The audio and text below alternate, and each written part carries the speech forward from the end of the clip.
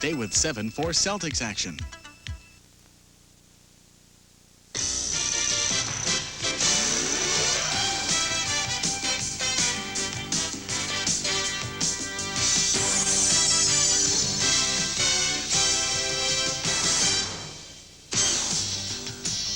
Bill Pitch and the Houston Rockets have got some soul searching to do, for they have yet to solve the puzzle in green known as the Boston Celtics. For 2 games, the Rockets have been grounded by Boston's smothering defense. And now Houston returns home where they must regroup, knowing all too well that the puzzle has no simple solution.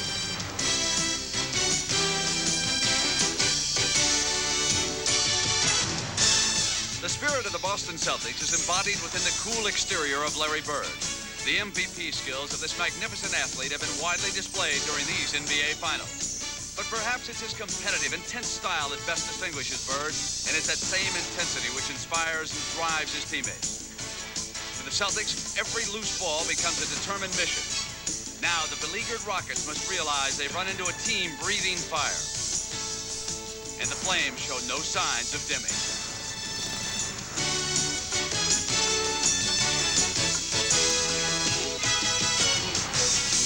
The NBA Finals move deep into the heart of Texas. It's not the Alamo, but for the Rockets, it could be their last stand.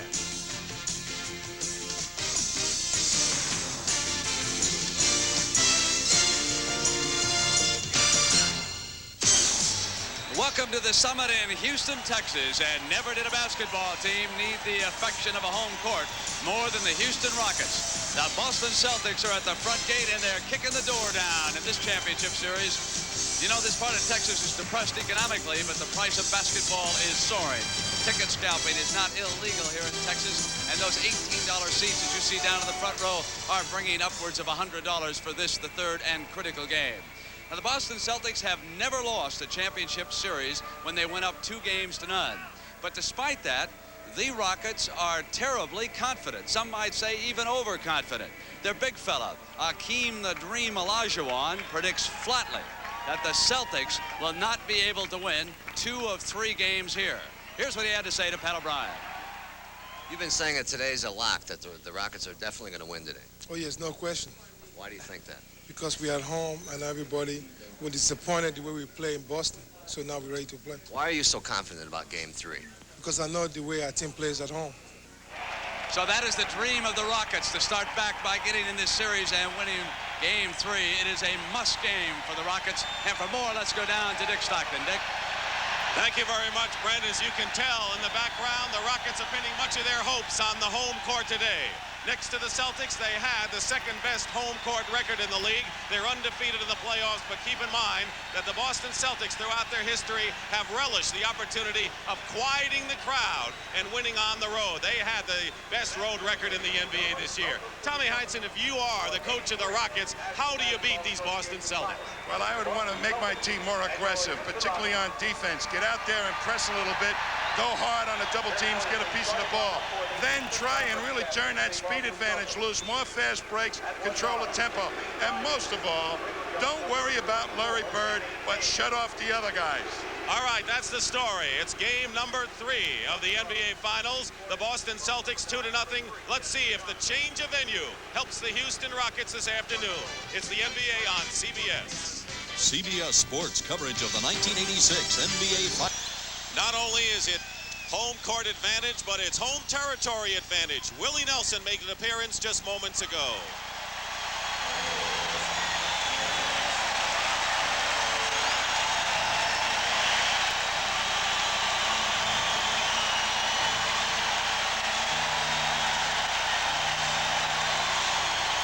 And now, ladies and gentlemen, the starting lineup for your Western Conference champion, Houston Rockets.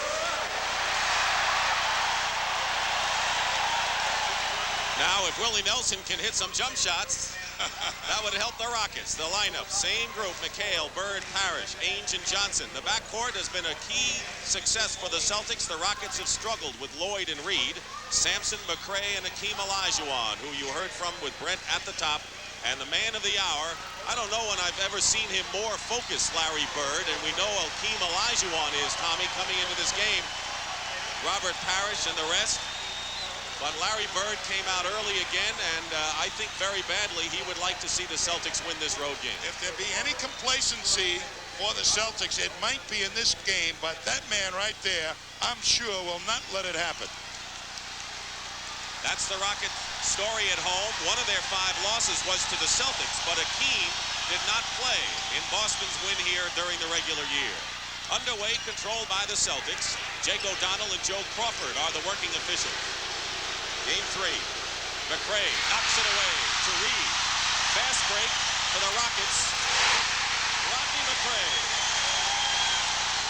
That's what they want to do. Whoever controls this first quarter, I think, is going to win this game, Dick. Usually it's been the third for the Celtics in the first 2 games. Houston will be a believer in themselves if they come off strong this first quarter. And Larry Bird hits his first shot, and the net doesn't even shimmer. And we're tied 2-2. We're in sudden death playoff at the Kemper Open. We'll update that story for you. On the turnover, Bird with a runner. And Larry Bird has 4, and the Rockets have 2. But Houston's pushing it up with Louis Lloyd, who gets fouled, and that's what the Rockets have not done so far.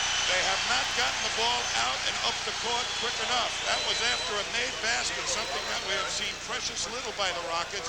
Lloyd, who can take it strong, if he can keep doing that, will pick up some fouls on the Celtics big people. Harris commits the foul, and here's Louis Lloyd. Actually, of the starting guards, the Rockets, before this free throw, had been to the line only 2 times. But they weren't running, Dick, and in the open court and on the set offense, they were just staying around and hanging around. Reed picking up Ainge early, and Ainge crossing the line. Lloyd is on Dennis Johnson, who's been sensational so far. Sampson the rebound. He likes to bring it up. Here's Akeem. Foul.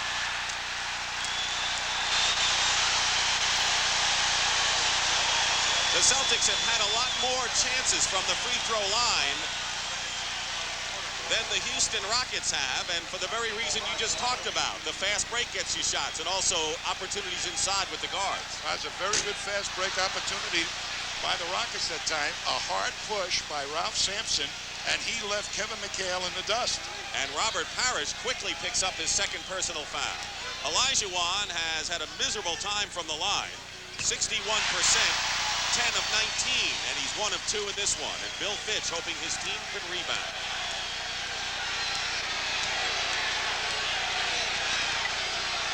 Celtic guards have outplayed the Rocket guards by a mile. Here's Bird. And Bird is 3 for 3 and has accounted for all 6 Celtic points. Casey Jones said he's the best total player of all time after his fantastic performance in Game 2. Akeem doubled with McHale and Ainge and scores anyway. That's something he's had trouble doing, turning to the middle. He's been shooting mostly fallaways. Johnson looking for Parrish to try to get some of the Rockets in foul trouble. And Parrish had help from Lloyd. Lloyd helping Akeem defensively. Knocked away. Into the hands of Bird. Parrish down court. And hits the layup. And we're playing this game as if everything's on the line today, and maybe it is. I'll tell you, the first quarter, very important. The Celtics can put the Rockets in their place, they feel, and make them think of memories of Boston Garden if they get off hot in the first quarter. Ralph Sampson, and that's a big one. He's happy as anyone, I'm sure, to get out of Boston after the problems he's had this year. Parrish, good position inside. Blocked by Elijah Wan, and we have a traveling call. Akeem got a hand on it. Parrish has not been able during this series to get real good low post position against the more physical Akeem Olajuwon. Rockets lead by 1 with 9:20 to go. Here's Robert Reed. The Rockets are 4 for 4 from the field and have a 3-point lead. Robert Reed says, I'm going for my shot in this ball game. Louis Lloyd committing the foul on Dennis Johnson. And that is the first foul against the Houston Rockets. The Celtics with a 13-1 playoff record. A sweep in this series would give them the best all-time winning percentage in regular season and playoffs in a single year. Another Houston foul as Dennis Johnson tried to loop it inside.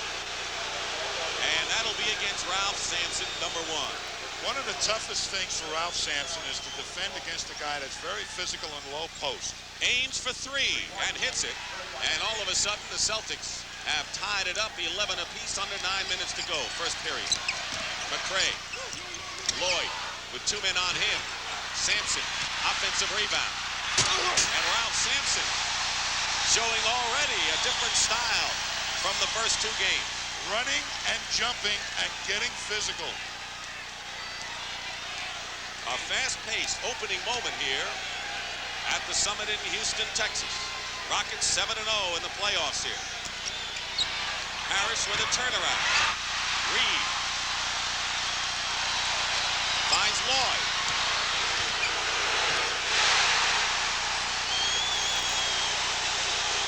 And Tommy, as you said all along, that may be the only way for the Rockets to gain an advantage on the Celtics. When the guards get out there and they can go one-on-one, they're tough for the Rockets. Johnson fighting his way in. McHale and Dennis fighting for the loose ball, and a foul against the Rockets. And the Celtics getting the loose ball once again. I'll tell you, though, the tempo of this game is so definitely in favor of the Rockets. Here is a hard push off a rebound. Look at everybody with the white jersey running. Dennis Johnson has to go out. He makes a bad gamble, and as Lewis Lloyd in the open court, that's where he's at his best. Hakeem Olajuwon with his first foul. Dennis Johnson has gone to the free throw line more than anyone in this series. This will be his 22nd free throw attempt, and he leads everyone in defensive rebounds. Not a 6'4" guard. And I think a big reason why the Celtics are leading 2-0. He gave them the edge to tip over the rebounding margin to the Celtics. Houston by 2.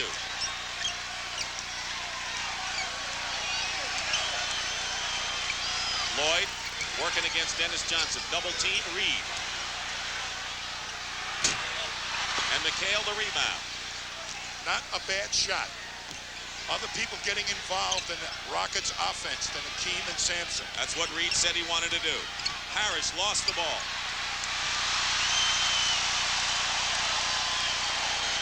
Lloyd, good open court player. Good position for Olajuwon. All 5 Rockets have scored, and Hakeem leads with 5. And it was one-on-one defense. No help for McHale that time against Olajuwon.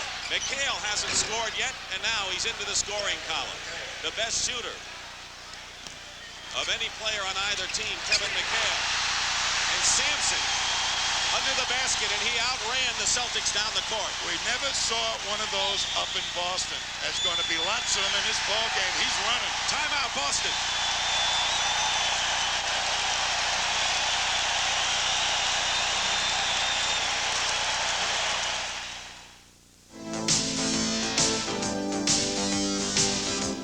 Idea doesn't conform to a 9-to-5 schedule. So at Hewlett-Packard, we're always thinking. Because even though we sell business computing systems, what we really do is solve problems. We never stop asking, what if? Jim? Mike, I've got an idea on that branch office network. What if we connect all the PCs?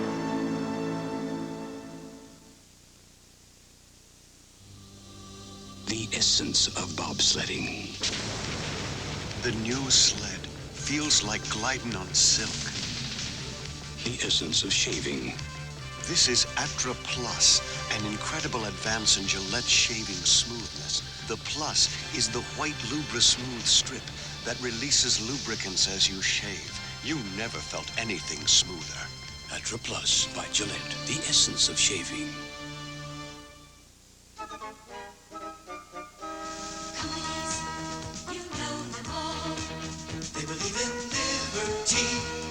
Mutual Insurance.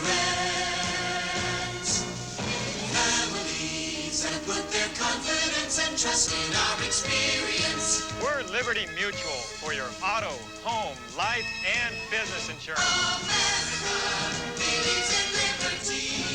Liberty Mutual Insurance. As you know, we have a sudden death playoff at the Kemper Open. For a report, let's go to Pat Summerall. Pat? All right, Dick, and they played the 16th. That was the first sudden death hole. Listen to Larry Mize, who hit the green off the tee, putting for birdie. And he had that left for par. He made it. Greg Norman, meantime, hit it in the bunker off the tee, blasted out, and had to make this putt that he's pacing off right now. Well, this is Larry Mize putting out. And again, this is sudden death at 16. Mize made his par. Now it's on the broad shoulders of Greg Norman. He has to make it to force the second hole of sudden death.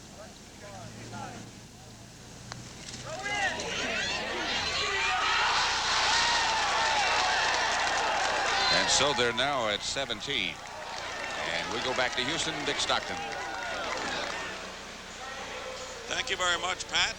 The Rockets lead 19-15 in setting the pace the way they want to, but the Celtics are not very far behind at this point, Tom. Well, I'll tell you this, though. The game very much at the pace and tempo that the Rockets like. Now, one thing I've noted early, and it shouldn't be happening this quickly in the ball game, Robert Parrish and Kevin McHale are having trouble getting back quickly on the defense. Rockets front court shooting is a perfect 6 for 6 in this game. Everyone has touched the ball and scored on both teams.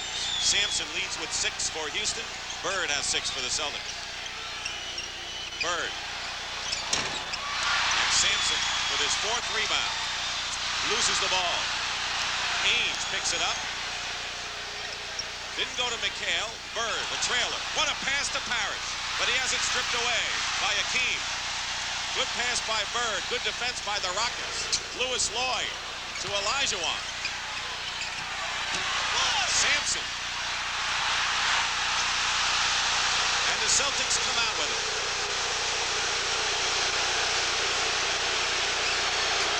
Rockets by 4. And another turnover by Boston. That's their 5th in this first period. All right, Robert Parrish has Lou Lloyd's hands from last game. Can't hold on to the ball. Things like that happen from game to game. Reed, long range shot. Bird clears it. Under 6 minutes to go, first period. Dick Stockton and Tom Heinsohn here at the Summit. Parrish misses. And they're going to have a foul. And that'll be Robert Parrish's 3rd personal foul here with just about halfway, a little more than halfway, through this opening period. Well, the Celtics obviously wanted Parrish to get more involved in the game. And Bill Walton, who took a knee on the thigh, above the knee in game 2, but ran the last 2 days, has come in early. Olajuwon and Bird with another rebound. So Walton is in early here as Parrish goes to the bench with 3 fouls. They're throwing a different look in the low post game, the Rockets. They're confusing the Celtics defense with some different type of plays, running Akeem to the low post. Bird hits, and Larry Bird has 8 points. And of course, there's always Larry Bird. 19-17 Rockets. And Rodney McRae, who was helpless defending Larry Bird in game number 2, but scored 20 points himself in the opening game, has scored. And this will be a foul against the Rockets. We're at the Summit in Houston, Texas. Dick Stockton, Tom Heinsohn, and Brent Musburger here. Ralph Sampson has picked up his 2nd foul. The Rockets have come out strong and lead the Celtics 21-17. And Ralph Sampson thinks the ball was last touched by Boston. Well, they're trying to work Sampson, get some fouls on him early, get one of those twin towers out of there. Ainge. Rebound Reed. Here they come again. Sampson. Pass, bad pass, knocked away, and McHale at the other end gets an easy basket for Boston. What a play by Dennis Johnson to step in and take a, look like a sure hoop away on a 3-on-2 situation. Beautiful. Big play by the Celtics.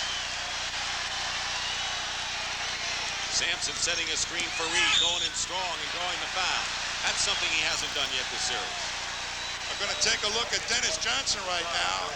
He's on the right side there, and he's playing the passing lane with his hand up. Beautiful defense, and then heads up to get it up to McHale. But the big guys on the Celtics are not getting up the court quick enough. Walton commits the foul, and Robert Reed is shooting. You know, that penetration move is probably the second or third one we've seen in the series by Robert Reed. I think that he can penetrate a lot more than he's shown so far, and it's a big weapon because the Celtics will be reluctant to leave Hakeem and Sampson to go block a shot. He's 6'8". Robert Reed has the size to get in there. Of course, he's been a swing man, playing a lot of forward, mostly forward position, before the latter part of this year. 4-point lead for the Rockets, 23-19. Dennis Johnson inside. Hakeem defending, and Walton is there. And the Celtics getting a lot of second chances with opportunities to pick up the loose ball and the rebounds. 23-21 Houston. Celtics took a 4-2 lead, otherwise it's been the Rockets, but it's been close. Sampson with 9 on the clock. Hits again, 2 for 2 from out there. Everybody would much prefer Ralph to take that shot from out there, but if he starts hitting, it's going to open up some drive for him. Bird has McHale. McRae stays with Bird and blocks it. And now a foul is called. And it's going to be on Larry Bird after McRae had made a tremendous play. I'll tell you, Larry Bird gets forced to his left, and McRae just hangs on his shooting hand. That was left-hand, right-hand defense, covered both ways that Bird might have taken the shot. First foul on Bird, and McRae will go to the line as the Celtics are in the penalty. I tell you, it's been a challenge for this man right here, Dick. Not to get demoralized, you know, let your ego go down, as Bird had that great game. And it can easily transfer to your offense, but it's not so far here in this ball game. He's been a quiet leader on this club. He's out of Mount Vernon, New York, a town, a suburb of New York City that produced the Williams brothers, Gus and Ray. And he started Louisville, and he's a valuable performer. Rodney McRae has 6 points. Sampson leads the Rockets with 8. 6-point Houston lead, and another turnover. Rockets with their biggest lead right now. Hakeem. And Ainge gets the rebound, and the Celtics are running. We're having a running game for both teams today. Johnson. McHale tries to tip it in. Knocked away, and it's still Boston ball. Tommy, do the Celtics want to run like this against Houston? Not really. They want to control the pace of the game, and they're having difficulty slowing it down. They've gotten into the rhythm that the Rockets have set. Dennis Johnson. And Sampson holds on. That's 7 rebounds for Ralph Sampson. Louis Lloyd against Ainge. Air ball, and Bird is there. 2:45 to go first period, and they'll call the foul against Olajuwon. And it's an unfortunate foul for Hakeem, who picks up his second. 2 on Ralph, 2 on Hakeem. Well, you know, it may be unfortunate, but he hangs around the ball much too often for a big man. And things like this are going to happen. He should just turn his nose up and get up the other end of the court. Chrysler knows the competition is good, so they gave New Yorker turbo power and more standard features than Olds 98. Gave LeBaron graceful new lines and more standard features than Buick Century. Gave Fifth Avenue so much luxury. It has better resale value than Cadillac DeVille. And Chrysler gave all its cars Chrysler protection. The competition is good. Chrysler had to be better. Only Chrysler Plymouth gives you real American values with $500 or $1,000. You're gonna love this joint, Madden. If I don't die of thirst before we get there, I can't go on, Mick. Don't be a chump. I'm thirsty, too. Just think of those ice-cold Miller Lights. Yeah, Light's got the big taste I need for this kind of thirst. Stand aside. I'm coming through! Don't say it. I already know. For a big thirst, there's only one light beer. Miller Lite. Hi, Mickey. How'd she get here? Limo. Lamo? The moon's coming up with a sight to see. The radio's playing for my baby and me, and we're rolling. Rolling on the river. Rolling on the river. Feeling happy, feeling free. Have mercy. Hey, get rolling on the Honda Rebel. Take it from the road fair at $14.98. It's a bike you can afford to be seen on, baby. Rolling on the Rebel. Feeling happy, feeling free. Let's get right now from Pat Summerall to Kemper Open. Pat? Larry Mize has just watched Greg Norman miss his birdie attempt. This was it a moment ago. That was for the win. Norman now has that left for par. Mize has a considerably longer distance, and that's for par too. That's to keep it alive.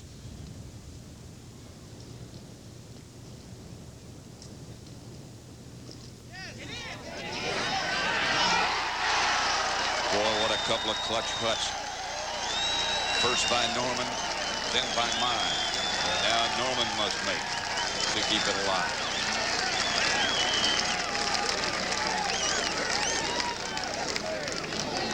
That is not an easy putt he has left, especially not now, since Mize just holed his. A scrambling par for Larry Mize. If he makes, they go to the third hole of sudden death, which would be the 18th. If he misses, Larry Mize is the champion.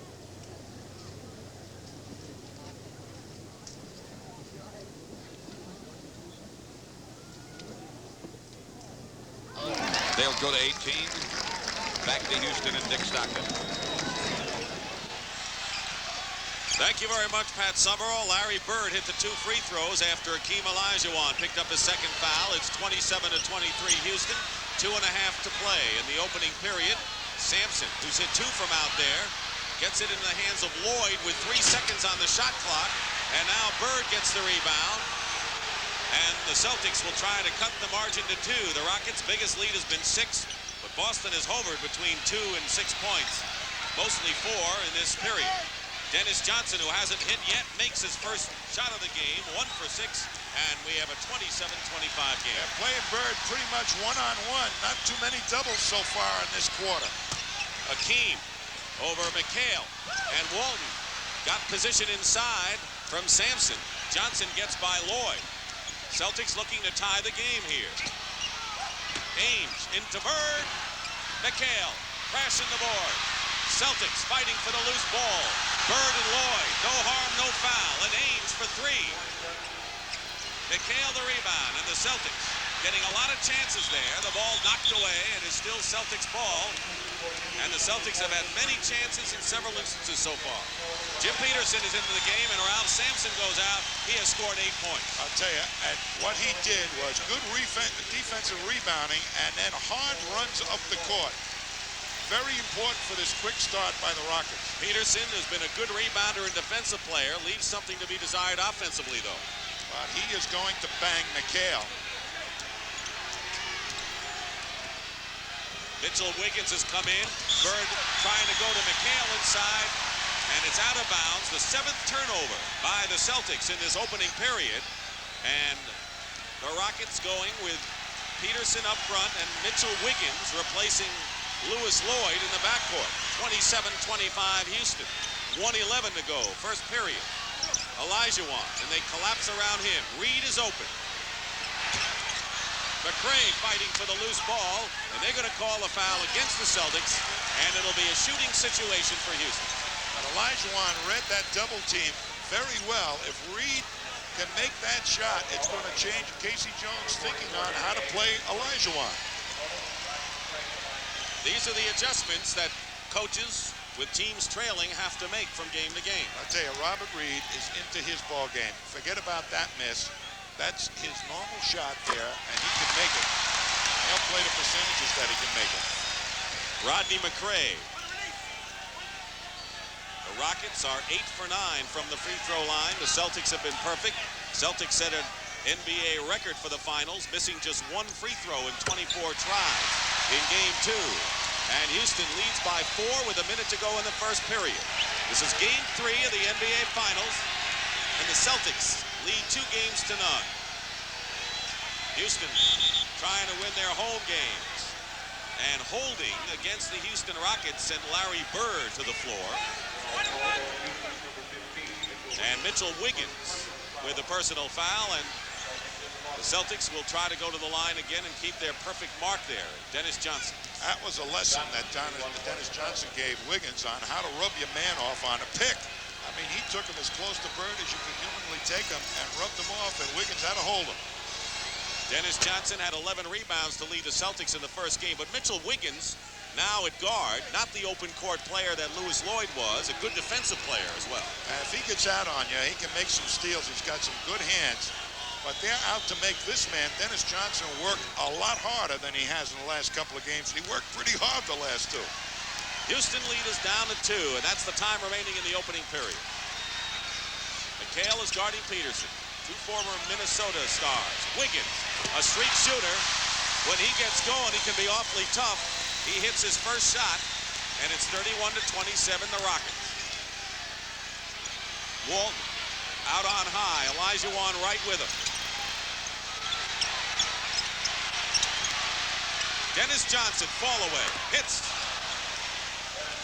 I tell you, Mitchell Wiggins was right in his face. Johnson has 8 points here in this opening period. And the Rockets with a 2-point lead playing for the last shot. And they're playing fantastic defense here in this quarter, the Rockets. Reed all the way in, blocked by McHale. 1 second. McRae, and it's good.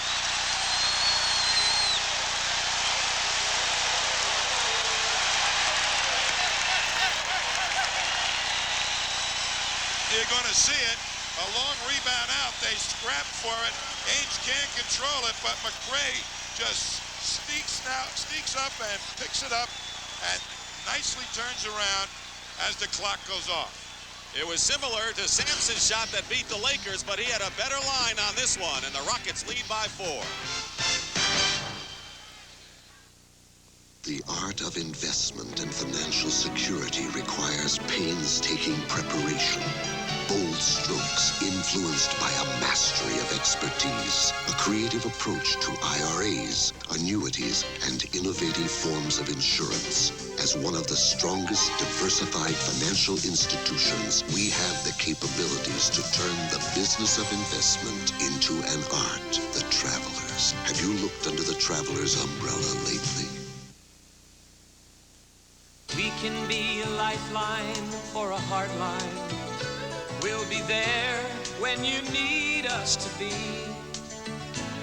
For your computer needs, for where your future leads, we're the right choice, AT&T. Whether it's telephones, long-distance, information systems, or computers. The right choice, AT&T.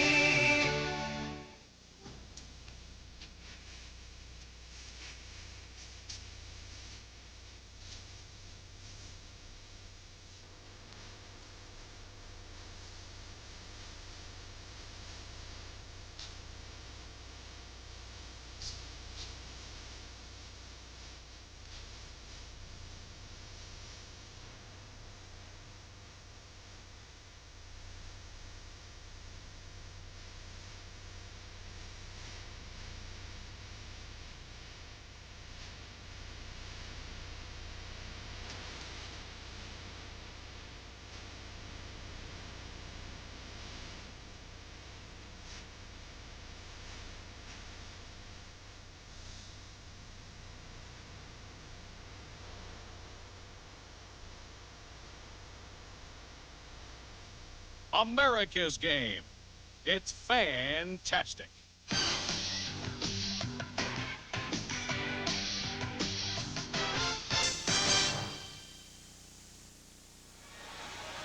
We played 1 period of Game 3 of the NBA Finals on CBS here in Houston. Capacity crowd of over 16,000 at the Summit, and the Rockets lead by 4. Larry Bird and Rodney McRae, each with 10, are the high scorers in the game. Tommy, Larry Bird is 4 for 7 shooting, but the rest of the Celtics are only at 35%. You know, when you go on the road, the thing that evaporates quickly is your outside shooting. I think the various backgrounds, or the new background, is tough for a team to adjust to. The Rockets had the same trouble in Boston, and it looks like the Celtics are having that trouble here early in Houston. Far difference, of course, with the lighting, the background, and the floor. But we're not looking at similar home courts. Jim Peterson with Reed and Olajuwon. Rodney McRae banks it in. 12 points for Rodney McRae, and so that matchup we talk about with Larry Bird could come into play again. Well, if McRae, Bill Fitch feels, can outdo Bird offensively, that's a real big plus. All he wants him to do is stay close. Bird stays close there with a jump shot that got the rim. 12 for Bird, 12 for McRae. By the way, McRae hasn't missed yet. In low to Akeem. Walton, Bird, and Ainge trying to come over. Walton the rebound. Akeem 2 for 7 from the field. Has 5 points, but the Rockets are up by 4. That was excellent defense by the Celtics that time by Akeem. Parrish fighting through crowd. Walton gets the rebound and scores.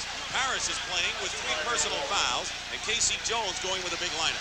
He's got to try and get Parrish into this game. He's not had the good offense so far in this series. Greg Kite's coming in a moment.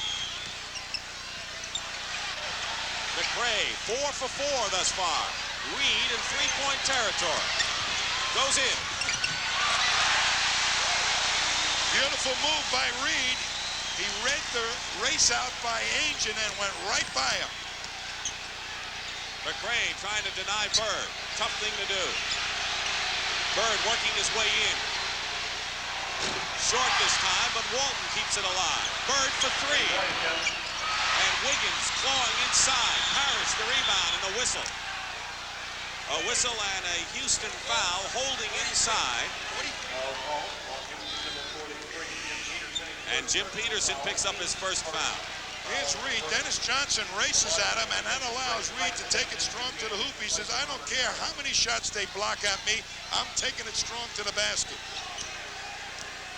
Greg Kite, a native of Houston, Texas, in the game right now for the Celtics as Walton hits outside, and Bill Walton, who was voted the top 6th man, is off to a hot start. He has 6 points in the game, 5 rebounds, and the Celtics have out-rebounded the Rockets. I bet you for minutes played, he's been the leading rebounder on the Celtics team. Wiggins has Dennis Johnson behind him. Open is Reed, but Akeem takes it himself from the baseline. He's trying to get untracked himself, Tommy. Well, they have been really confusing him a little bit about reading the defense. Sometimes they fake a double, sometimes they fake that phantom triple. Bird, great pass from Dennis Johnson, and a foul. So the Celtics going with a front line now of Kite, Walton, and Bird, with Parrish back on the bench with the 3 fouls. And we'll have a personal on Rodney McRae when we come back to Red Hot Houston. Legends of the NBA, the best come through. Sponsored by Schick. Game 4 of the '83 Finals, and Julius Erving fulfills an NBA quest. Determined to defeat the reigning champions, Erving's steal erases a 16-point Laker lead. His fourth-quarter explosion seals a 4-game sweep for the 76ers. Julius Erving avenges 3 championship losses and earns a long-awaited NBA title.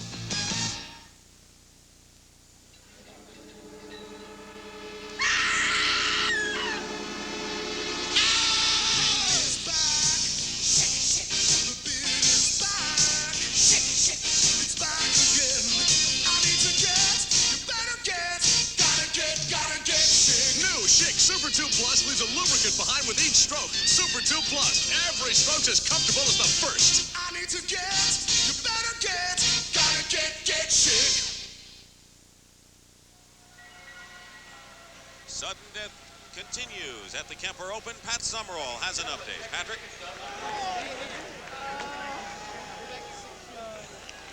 Greg Norman just missed about an 8-foot birdie putt that would have won the Kemper Open of 1986. Larry Mize from about 15 feet had just missed moments before. So after 3 holes of sudden death, it's still locked up. And they go back to 16 for the 2nd time. Actually, for the 3rd time today. Mize and Norman coming up the 4th hole of sudden death. And they go back to 16 again. There was the putt by Greg Norman that would have won it. He hit a huge tee shot, some 350 yards. And it almost knocked the flagstick down. Here's Mize just moments earlier. And it just slid by. Again, back to Dick Stockton in Houston. All right, Pat Summerall, and we'll continue with that story. Larry Bird did not get a chance for 2 shots on this play, but what an up fake by him here. You can't take your eyes off Larry Bird. If you do, he beat you. If you take your eye off the ball, he beat you. The Celtics make you pay. Good up fake that time. And Rodney McRae said, they just beat you with every half inch. Jerry Seasting has come in the ball game for the Celtics. They wanted to get him underway in game 2, and they did. He scored 10 points on 5 for 8 shooting. Let's take a look at the rebounding story, where the Celtics have the lead, and a lot of them off the offensive glass, and many of them by Bill Walton. But their shooting has not come along in this first half, the Celtics, particularly the outside shooting, which they've used very effectively to set up their inside game. Outside shooting can come and go. Good defense never does it? Peterson is all over Walton. McRae on Bird. They isolate him one-on-one. Celtics like that situation. And a left-handed shot by Larry Bird, who's in his own little world sometime out there. But they are not doubling Larry Bird, so they're really trying to stop the other Celtics. They'll let him score. Greg Kite picks up the foul, and that's the first team foul by the Celtics in the second period. 3 minutes gone by. The Rockets leading by 2, 39-37. Plenty of time on the shot clock. Reed using his height, hits the jumper, and Robert Reed with 8 points in the game. That's taking advantage of the short man. A 6'8 guard being defended by a 6'1 guard. Dennis Johnson, line drive off the front rim, and the Rockets with a rebound. That's the first rebound, by the way, by Akeem Olajuwon. Robert Reed going again up top, and they'll have a foul. It'll be against Boston, and Bill Walton will get hit with the personal foul, his second. Going to see Larry Bird one-on-one against McRae. He knows McRae is going to come back to his right hand, and he shoots it lefty to confuse him a little bit. I'll tell you, he gets you guessing every which way. You don't know which hand he's using, which way he's faking. Beautiful. McHale has into the ball game now. Celtics with Walton, McHale, and Bird.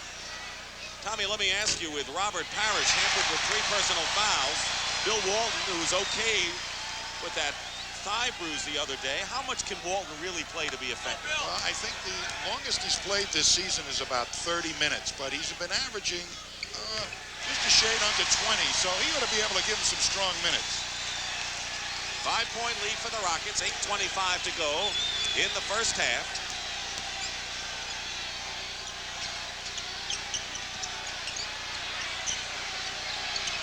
Bird off the screen, and Larry Bird with 16 points in the ball game. He is the game's high scorer. He had 31 points as part of the story Thursday night. McRae has McHale in his face. Bird against Olajuwon. Great play by Bird, and it was still Houston ball as Bird had stepped on the line or knocked the ball onto the line. Well, I'll tell you, that was fantastic defense by Larry Bird. That's his weakness, playing low post players, and he forced Olajuwon to shoot the ball from behind the backboard. 6-point lead, 43-37. Now it's 43-29, and a 3-point shot by Robert Reed, who has 9 points here in the second period. And he's come alive for the Rockets. He can get the shot off anytime he wants against the smaller Seasting. McHale fighting inside. Walk. Too many steps. And another violation. And Casey Jones not pleased with Joe Crawford.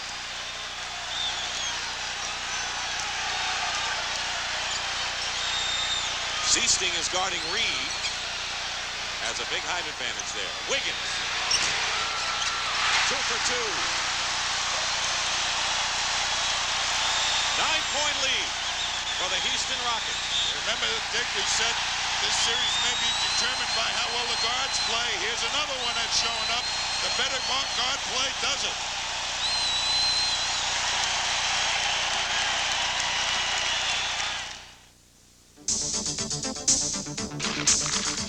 Here at Hewlett-Packard, We believe that the best way to solve your business computing problem is to make it our problem. Because we know that whatever system we design for your company, we're going to live with it too. We never stop asking, what if? Wait a minute. They have this incredible backlog of data requests. You're right. What if we used the 3,000? If you don't get out of my way, there's a couple of ways I can handle this. I can go around you, I can go through you, or I can just do what I do best.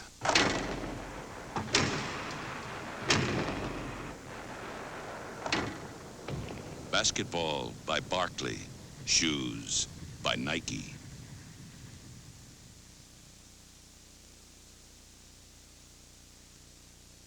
Road Handler. One of the greatest names in tires. Road Handler. With 2 steel belts and a limited tread wear-out warranty for 50,000 miles. It's Sears Road Handler Radio. One more way we installed confidence at Sears. Right now, Road Handler tires are on sale. As low as $49.99. Save 30%. But hurry, this sale is on now. There's more for your life at Sears. All of Broadway lights up for the most glamorous evening in American theater. A show-stopping event with Broadway's hottest stars. The 40th Annual Tony Awards live tonight. The guard story has been major with Danny Ainge and Robert Reed. Just to show you that matchup, how Reed has been struggling from the field. Danny Ainge has been shooting well, but Reed has come alive. And he has 13 points, and the Rockets on a 9-2 run primarily because of their guard play. I'll tell you, Robert Reed said yesterday that we just spent too much time, particularly me, developing the inside game. I'm going for my shot today. That's how I feel we can get us going, for me to start going to the hoop, and he's done it effectively. And he's gone to the hoop, he's hit the outside shot, and what he's done, he's given the Rockets that extra dimension that they've lacked, and a good all-round game for Reed. That's going to take Danny Ainge out of that double-teaming defense when he gets back in the ball game.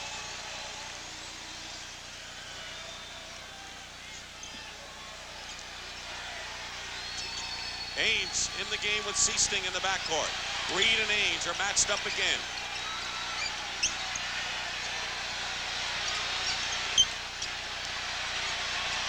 Fighting through a pick. McCray and Peterson. McHale was setting it, and Bird winds up on the floor again, a Houston foul. Don't set a pick in this game, I'll tell you. Watch McHale come over to try and set a pick, and Peterson just throws him into McCray. It looked more like you take a McCray like a football play.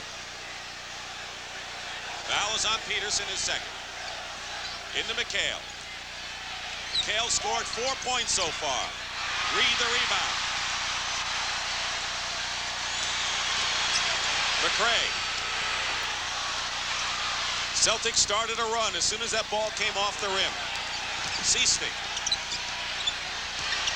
Bird getting by McCray with another left-handed shot. This time Wiggins. Outlets to McCray. Olajuwon filling. Peterson inside. Stripped away by Danny Ainge. Ainge. And the Celtics answering the Rockets' running game with one of their own. You know, Sampson's been on the bench for an awful long time. Peterson's been playing pretty well, banging people around, so I think Fitch is saving him. Wiggins had knocked Ainge away, and there's Ralph on the bench. He went out with 8 points. Bill Fitch has seen Mitchell Wiggins commit the foul, offensive foul. And Lewis Lloyd, once again, an early trip to the Pines. But you can't let some of these players dry out, you know. They lose their rhythm. Sampson really was in the flow of the game. Casey Jones now being forced to use some players that he probably wouldn't want to use at this stage of the ball game. 22nd timeout by Boston. David Thurkill will give Larry Bird a rest. And while we have a moment, we want to remind you that Tuesday night we'll be with you here at the Summit for Game 4 of the NBA Finals starting at 9 o'clock Eastern, Celtics and Rockets. This game will determine a lot of what that game will mean. I'll tell you that. But what I'm seeing here, Dick, is more consistent pace of the game, the way the Rockets like to have it. Upbeat. Boston has not been able to truly get to their low post game, move the defense around. And it's been very, very good defense by the Rockets here in this first half action. Houston shooting over 50%.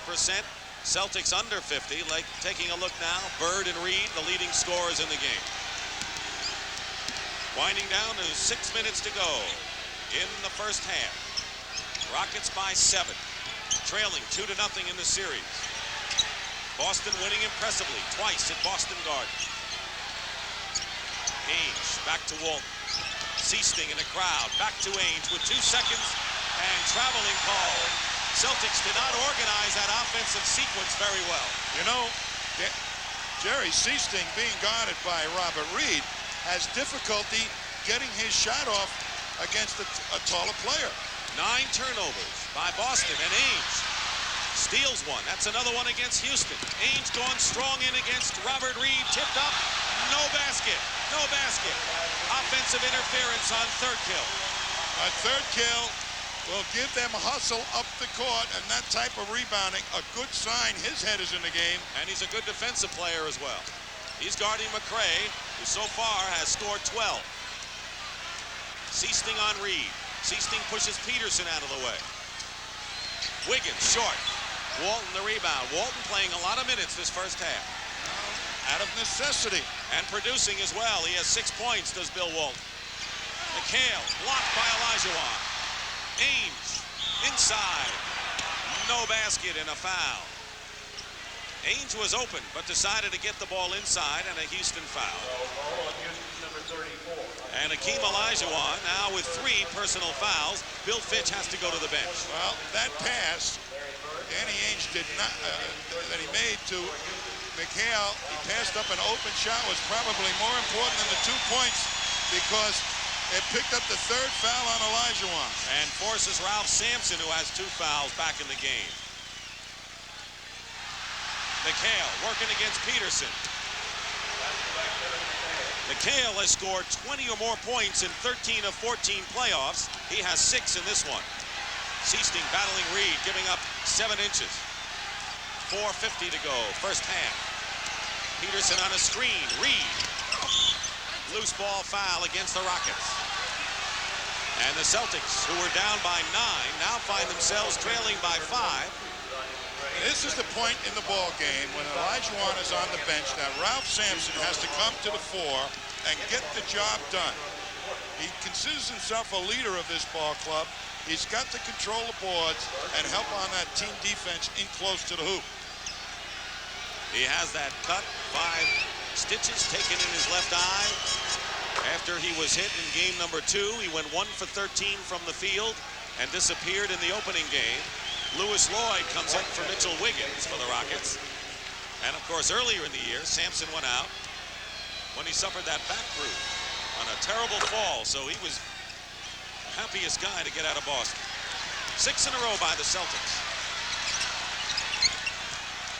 4:39 to go, first half. Sampson.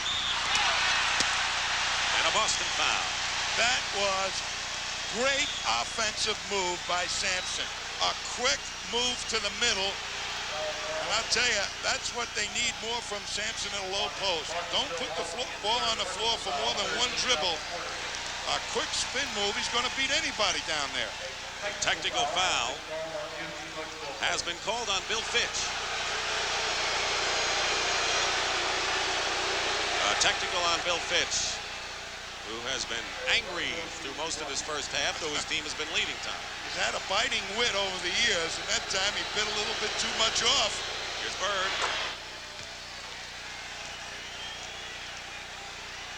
And the lead has been sliced to 2.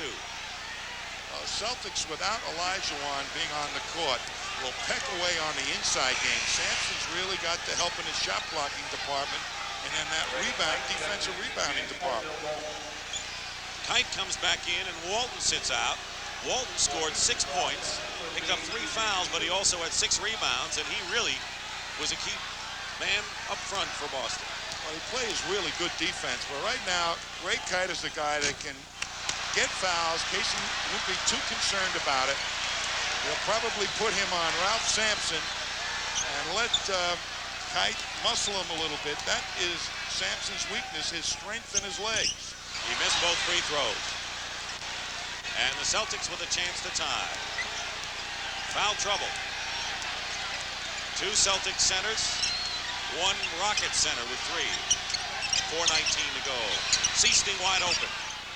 Sampson almost kicked it in. And the Rockets get the rebound. Lloyd. Louis Lloyd. 6 points for Lloyd. Didn't cool off on the bench. He hadn't scored. The Rockets hadn't scored in over 3 minutes. And now with a missed shot from the corner. McRae feeding Lloyd. And the Rockets with an opportunity going by the boards and Bird handling the ball. Ainge is open. Ainge. McHale. And the basket's good and a Houston foul. Jim Peterson.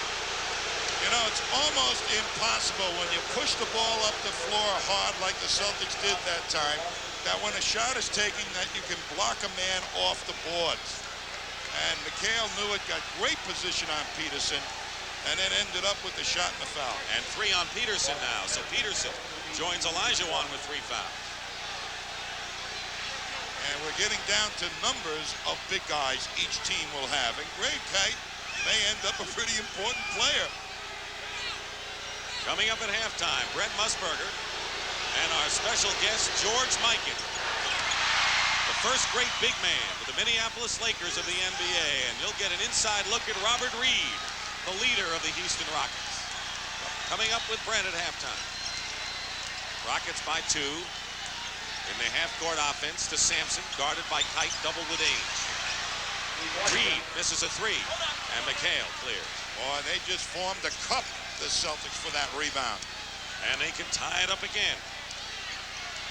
Rockets had a 9-point lead.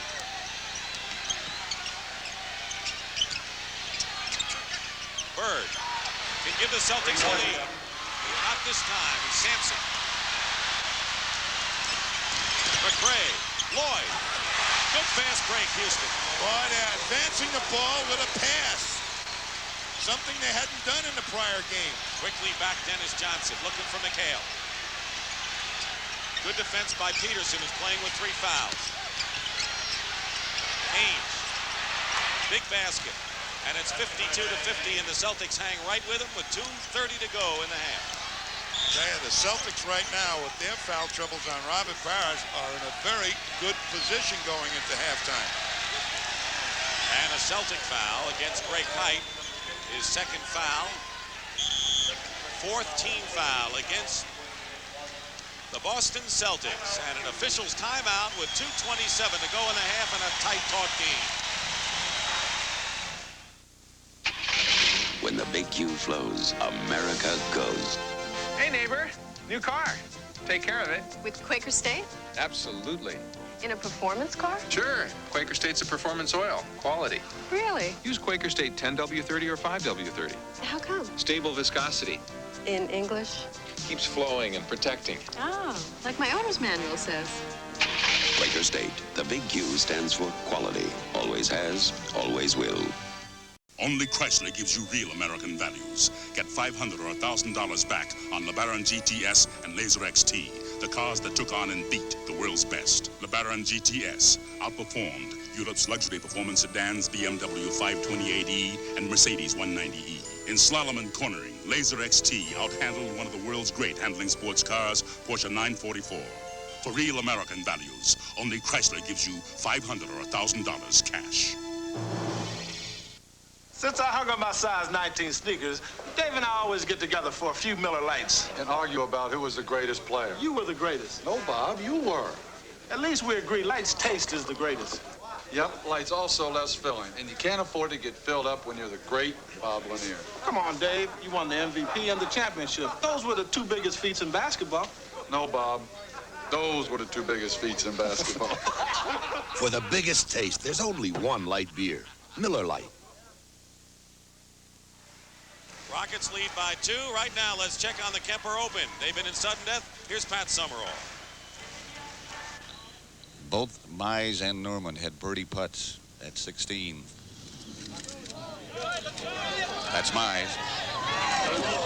And he had that left for par. Now, Norman was just on the fringe. But this is to win it. That's the 4th hole of sudden death. They both made par, and we went on to the 5th hole of sudden death. And now we go back to Houston in basketball. Thank you very much, Pat. The fast break, a key weapon in this series. I'll tell you, one of the problems they've had is not getting that ball up there with the pass too much. Sampson, 2 dribbles, 3 dribbles, but now gets it up, and that allows them to beat Danny Ainge and get more people on the break and create passing angles so guys coming to the hoop will be open. That has not been happening in the prior games. They worked for 2 hours on their fast break in practice yesterday. And the Rockets shooting 50% to the Celtics 45. Good balanced scoring for Houston with Reed with 13, McRae 12. Sampson, Olajuwon, and Lloyd hovering around 10. Bird has 19, far and away the high score. And on that fast break, Houston has made hay a lot more, converting 7 of 16. McRae misses, and Kite gets the rebound with 2:19 to go. First half, it's been all Houston. Their lead has been up to 9 and down to 2. We have had 3 ties and 6 lead changes in the game. McHale from Bird, and a foul against the Rockets, who have been in the penalty, and Kevin McHale will go to the line. That was one of those smart plays that the Celtics like to do on the away side of the court from the ball. They caught the defense napping that time, and Peterson had scurried back, ended up with the foul. And that's his 4th personal foul, Tommy, and that's going to bring in Hank McDowell, who had not played that much. Keep in mind that McDowell came in when Olajuwon was ejected in the Denver series. This is the 5th team he's been in with the NBA, was with Houston last year, had knee problems, and probably is the most experienced of the backups that Bill Fitch has to call on. He's not as physical, obviously, as some of the other players. Doesn't have that big, strong body, but he is a finesse player and can shoot the ball, and he plays pretty good defense. We have our first tie since the game was knotted up at 11-11. Under 2 minutes to go in the first half. Sampson going inside, missing. And Ralph saves it for the Rockets. Rockets led by 9, and the Celtics have chipped away. Lloyd picked up by Dennis Johnson. Ducks inside. Sampson with the rebound against Kite, and a Boston foul. Parrish picked up 3 fouls early. And Greg Kite has 3 fouls, so foul trouble could very well be a story as we move along in this game. Parrish, Walton, and Kite have 3 for Boston. Olajuwon has 3, and Peterson 4 for the Rockets. Yeah, Ralph Sampson that time really showed me how much he wants this game. He went right to the boards and spread out and took that rebound. 11 rebounds already for Ralph Sampson. Keep in mind, a lot of people have said that when Olajuwon is out of there and he has to play center, he's a different player than when he's a forward. I think he feels that he has to lead the team then. Instead of playing finesse, he concentrates on size, not speed. Dennis Johnson has his shot tipped away by McRae. 1:26 to go, 2-point Rocket lead, and Bird almost had the steal. Lloyd. Sampson. And a whistle. And Jake O'Donnell wants to get Sampson away as it gets hot and heavy inside. It'll be a Boston Celtic foul. And Kevin McHale with his first foul of the game. Celtics are in the penalty, and so the Rockets will shoot. You watch McRae now step right in there on DJ and make a beautiful block. I'll tell you, there are more than 2 shot blockers on this Rockets team. That's 2 outstanding defensive plays by McRae. We saw what he did with Bird before, and now he did it on that situation. You know, he doesn't say too much, McRae, but he does get the job done. Bill Fitch loves him as a player. 1 out of 2 for Lloyd. And it's 55-52, the Rockets. 1:15 to go in the first half. Houston trailing 2-0. Kite setting a screen. Lloyd trying to fight through. No pick and roll. Kite outside. Ainge. Reed comes out to meet him. Good rotation by Houston defensively against the guards. Dennis Johnson hits anyway, but the Rockets played it well. That's what the Celtics need to do. Move that ball around. Make the Rockets play a lot more defense than they have been. 1-point lead now for Houston with under a minute to play. You see the time. Robert Reed hits from outside. He has 15 points, 11 of them here in the second period. And once again, we see a lot of the symbols of Houston's victory over the Lakers, getting the key jump shot when they needed it, like Reed there. And that guard, like Reed, hits that outside shot. That destroys your attempts to go back in and help on the inside game. Again, a 3-point lead for Houston, and another foul called against the Rockets. This time it will be against McDowell, his first foul. Yeah, but he did what you're supposed to do. Keep McHale right out of the sweet spot, in close to the basket. You're going to lay a body on him and say, you can't go where you want to go. I'm getting you off that block at least 2 feet away. So he gets called for it, but at least McHale knows he's going to have a fight on his hands to get to the good position. There's the free throw story. Celtics, who missed one, 23 for 24 in game 2, are now 12 out of 14 in this one, after a poor free throw shooting game in the opener. Rockets by 2, 33 seconds remaining, 15 on the shot clock. We're in the first half. Houston led by 4 after 1 period, and Ralph Sampson gets a basket and a foul, and he is a different player in Houston. The summit is his, but he really got great position. Look at him really spreading out now and swing into and over 3 of the Celtics. Look at that reaction. 12 points, 13 points now, and 12 rebounds for Ralph Sampson in a great first half. Greg Kite picked up his 4th personal foul. 26 seconds to go. 2-second differential between the shot clock and the game clock in the first half. A 5-point Rocket lead. Their biggest lead was 9. They led by 4 after 1. McHale on a pick and roll as Bird found him inside, and it's down to 3, and the Rockets will play for the last shot. Down to 5, 60 to 55. No, it's 60 to 57. The scoreboard clock was wrong. And a Boston foul, not the kind you want to make, and Kite with number 5. So, Tommy, Robert Parrish is going to have to play with 3 fouls, I think, early on in the second half, don't you think? I would think so. Either that or Walton will come in, and he'll take his chances with him, but I think probably Casey will bring Parrish in so that he doesn't spend too long on the bench and dry out. Sampson missing the free throw. There's Parrish, who has scored 2 points and picked up the fouls early. He just had horrible hands in the first quarter. Couldn't hold on to the ball. Greg Kite picked up 5 fouls in 7 minutes of action. 61 to 57, Dennis Johnson. And a foul called against the Rockets with 3 seconds to go. And the Celtics can cut it to 2 before intermission. Robert Reed with the foul. Dennis Johnson and Lewis Lloyd, a key matchup coming in.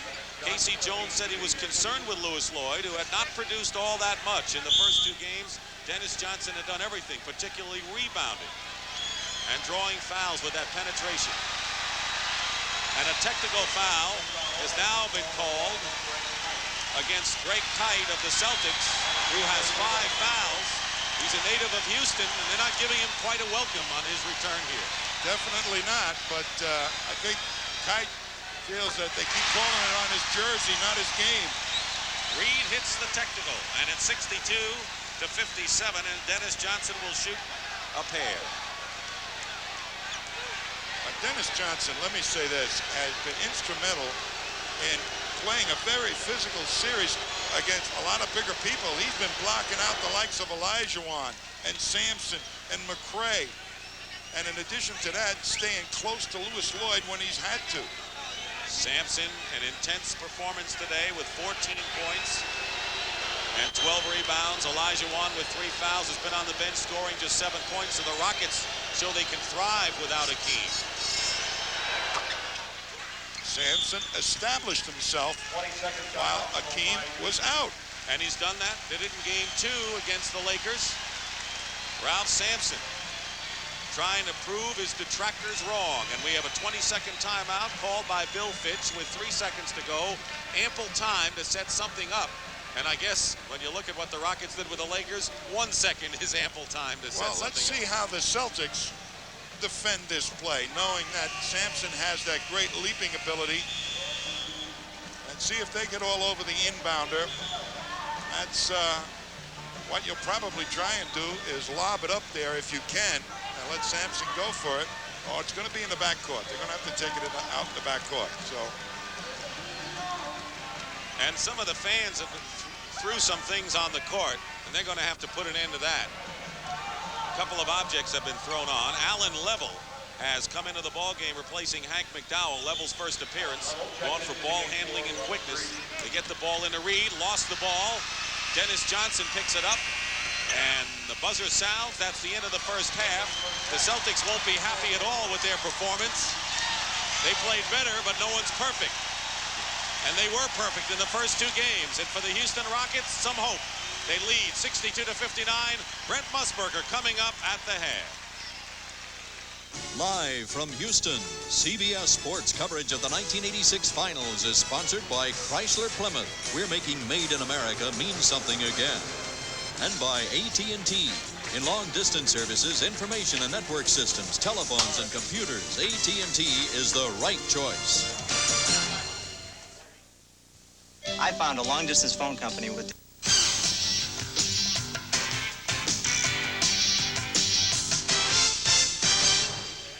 Well, here at the half, a game the Rockets have to have, and they're up on the Celtics by 3 points, 62-59. Now, of course, there is another story unfolding in sports. The Kemper into the sixth sudden death hole. Greg Norman and Larry Mize are dueling away. We're going to keep you up to date with Pat Summerall. But first, we want to go back in history in the NBA. The big men, the key to any victory. And, of course, the greatest winner of all time was Bill Russell.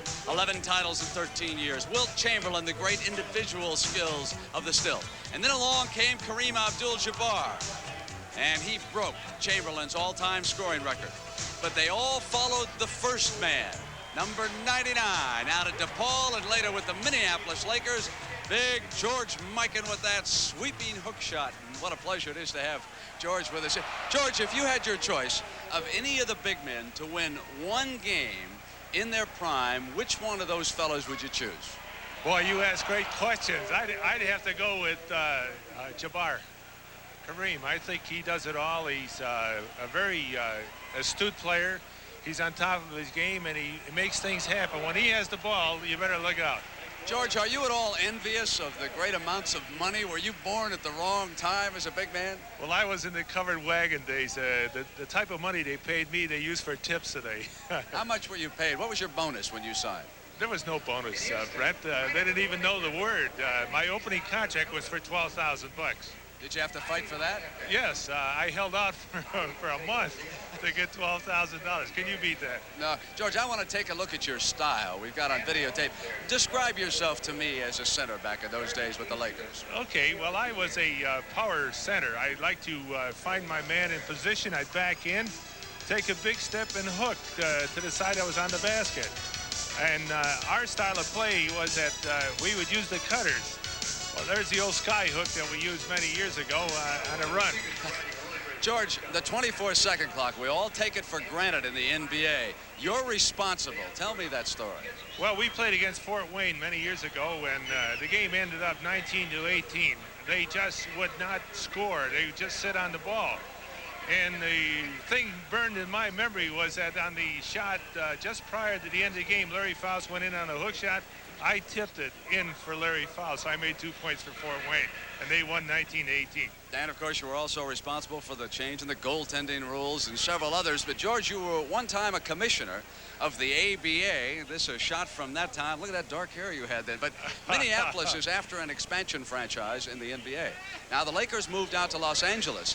Will that city now support a professional basketball team? I believe so, because we ran 3 exhibition games in the last 3 years and drew over 15,000 at each game at top prices. We have 3 places to play that we never had when I was playing. We have the Met Center, we have the Metrodome, and we have the St. Paul Civic Center. All that seat 18,000 or better. And indicative of the fan support in Minnesota, we had the NC2A quarterfinals there and sold out every night. All right.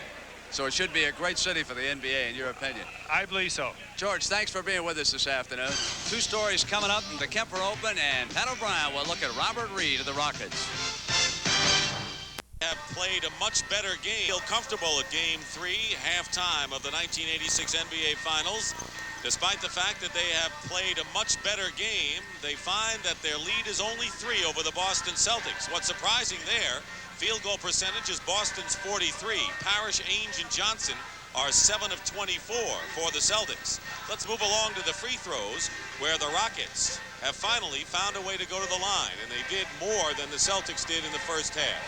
Backcourt has been a problem for the Houston Rockets in relation to the Celtics in the scoring department, but in the first half, the Rocket backcourt outscored the Celtic guards 29-19.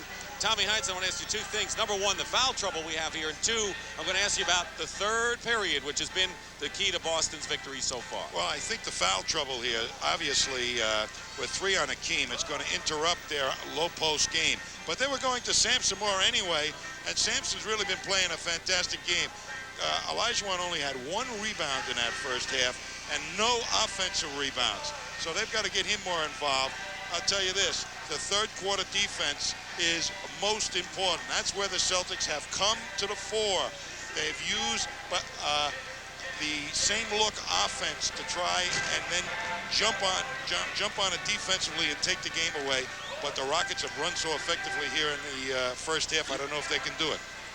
You can see how the Celtics have dominated Houston in the third period of these games, and keep in mind that every once in a while, we talked about it last game in particular, the Celtics put on a spurt sparked by the defense that pulls them away. And I'd have to think, down by 3 points, the Celtics really are not in bad shape right now. No, they're not, particularly with Parrish, who really didn't have his game hands on.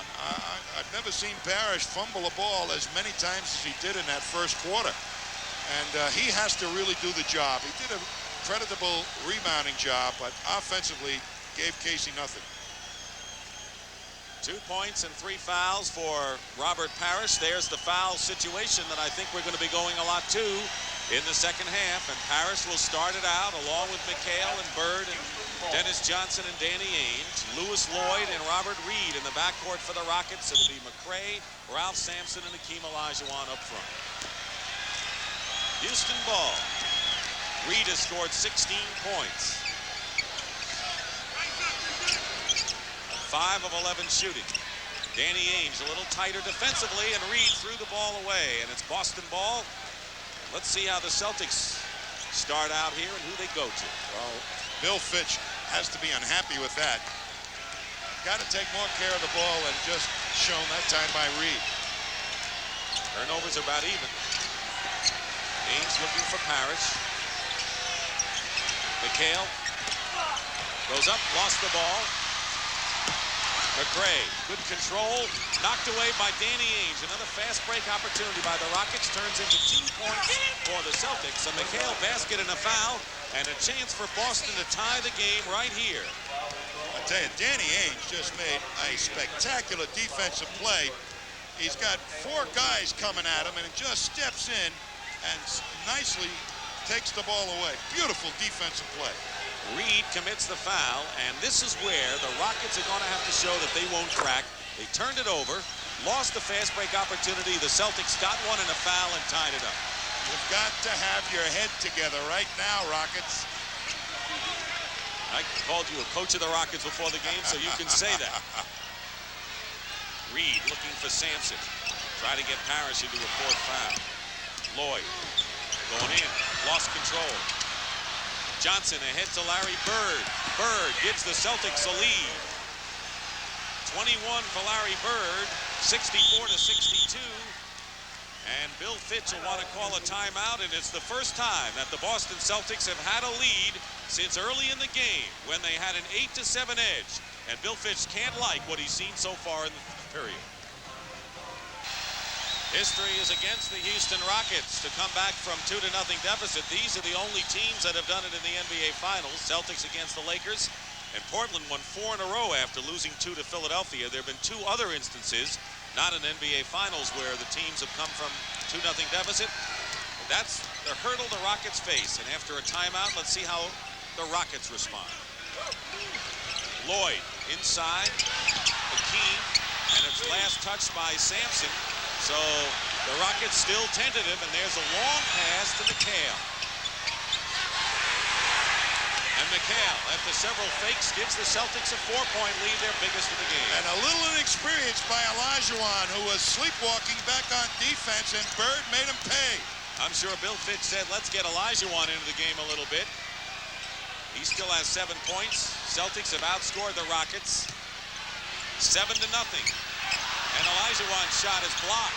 McHale's outless to Dennis Johnson. Behind it, Ames. Parrish against Sampson. Having trouble holding on to the ball. 11 on the shot clock for Boston. Parrish gets it back against Akeem, who has 3 fouls. He missed Sampson. McRae. And Rodney McRae goes up. He doesn't get the layup. And the Celtics with a 4-on-2 right now. Danny Ainge. Bird with a runner, left-handed. He's done a lot of the left-handed shots today. Yeah, Bird played great defense on that fast break by the Rockets. He angled McRae off, made him take a tough shot. Rockets still haven't scored here in the third period in more than 2.5 minutes gone by. And Olajuwon loses it. And the Rockets are having problems. McHale and Bird. And McHale tries to tip it in and doesn't. Bird is there.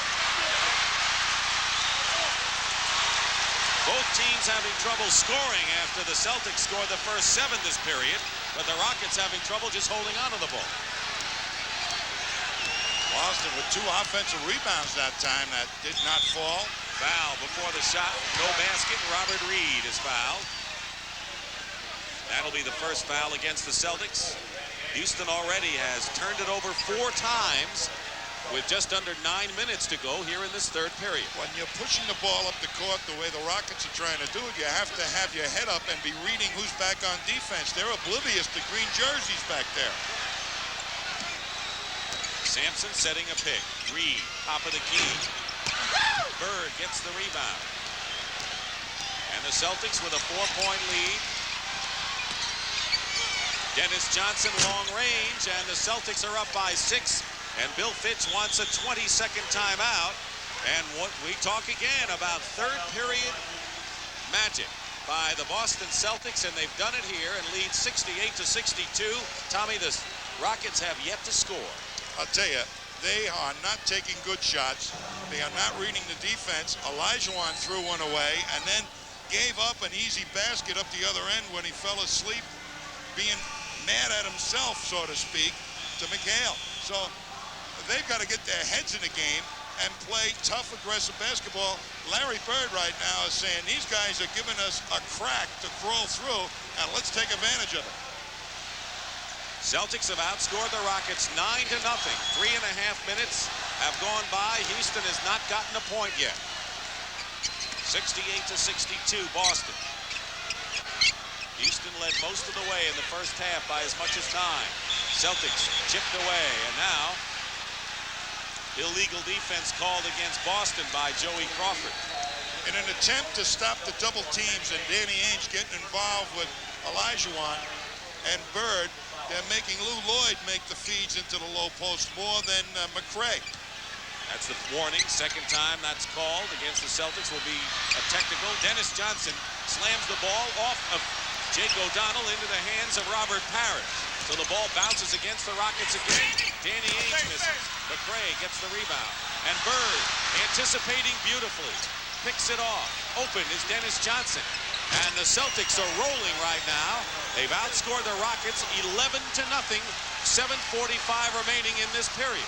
Mental mistakes by the Rockets. And if the Rockets don't get their act together, they may be out of this game early as they were in Game 2. Lloyd with a fake finally puts the Rockets on the board. 4.5 minutes. Good ball movement that time by the Rockets. Sampson read the defense beautifully.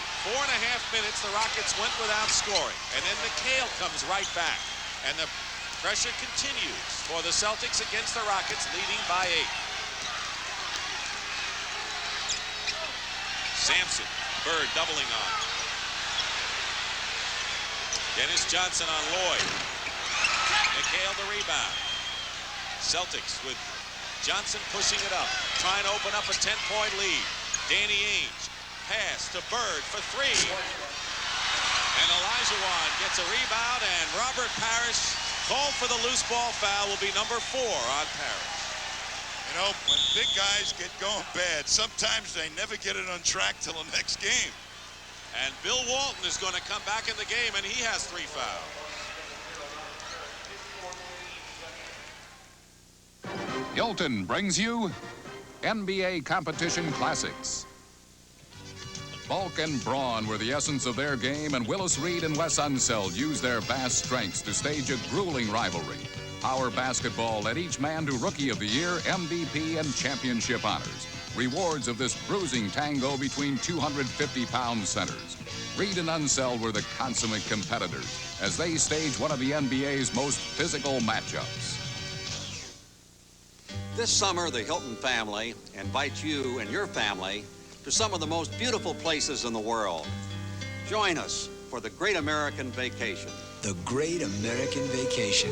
It's more than castles and capitals. It's also Hilton's specially priced vacation rates that make a summer of fun more affordable. America. She's never looked so beautiful. Reserve now. Call America's Vacation Hotline, 1-800-HILTONS. We wouldn't be surprised. You're going to watch Dennis Johnson dribble the ball up this side of the court where there's the least amount of pressure, and all the Celtics hustling down, putting pressure on the defense. There is a 2-on-1 situation here. 2 Celtics that Dennis Johnson is going to take advantage of.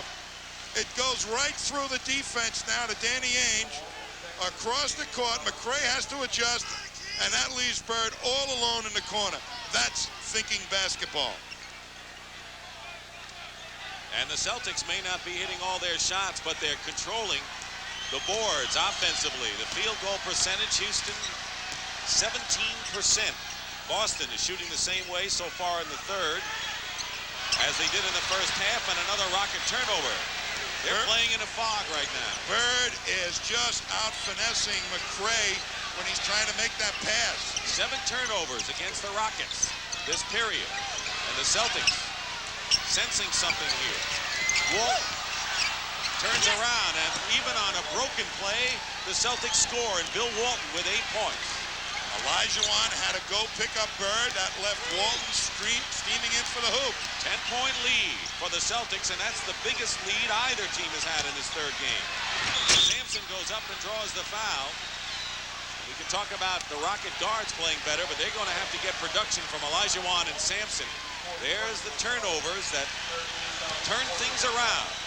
4 fouls now on Walton, so Walton and Parrish each with 4 personal fouls, and Sampson will go to the line. Alan Level is checked into the game, replacing Rodney McRae for the Rockets.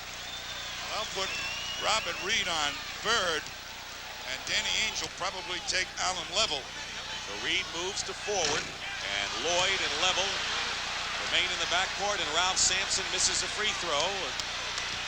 Sampson 4 for 8 from the line in this game, and the woes continue for Houston on the line. I tell you, Sampson is doing his darndest. He's gotten some great low post position against 2 pretty physical players that the Celtics have thrown at him, Bill Walton and Robert Parrish. So they ought to be going to him a little bit more now in this quarter.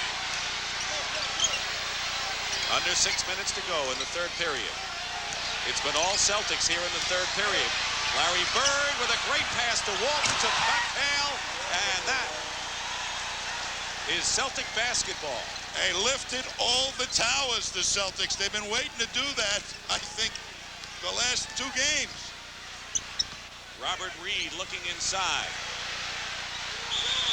And illegal defense, a technical now, called against the Celtics. Second time it's been called. Tommy, I don't know whether it's going to be the best of all time, but great passing for sure by the Celtics. Watch this. Bird knows that there's somebody coming over to block the shot. So does Walton. 2 best passes. The Towers got caught up in judgment on when to go for the block. Not much you could do about it either. I mean, Boston played it beautifully. Level will shoot the technical foul. Tommy, at the top of the game, I asked you, if you were the Houston coach, what would you do to get him back in the game? And you talked about the fast break, which they did, and getting the guards into play, which they did. But I'd ask you the same question right now, because they've lost a lot of steam and trailed by 11. I'd say, Dick, what you got to do at this juncture for the Rockets, I think Bill Fitch has got Allen Level in there to control the fast break a little bit better and hope to get that steaming fast break going as effectively as it did the first half. Yet the Celtics have outscored the Rockets 17-4 here in this third period. It's been a Boston period in this series. Olajuwon goes up, draws the foul. We haven't seen much of Akeem offensively.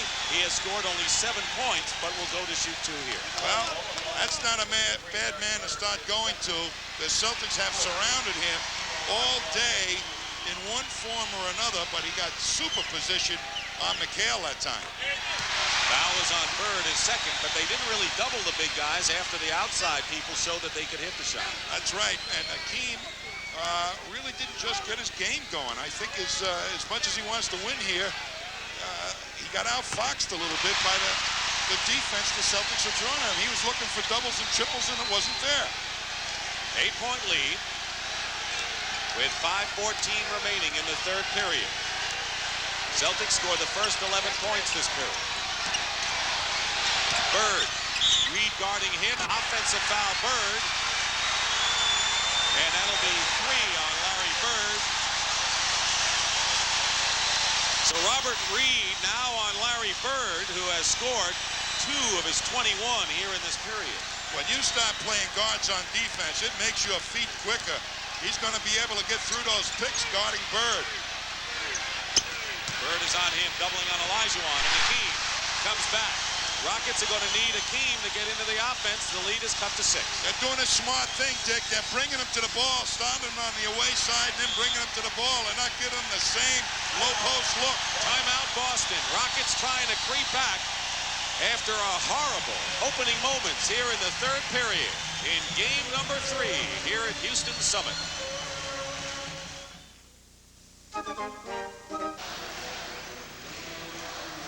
You're going to see a great heady move by the Celtics on that cut by Larry Bird where they lift both the Twin Towers. Here's Bird beats Reed.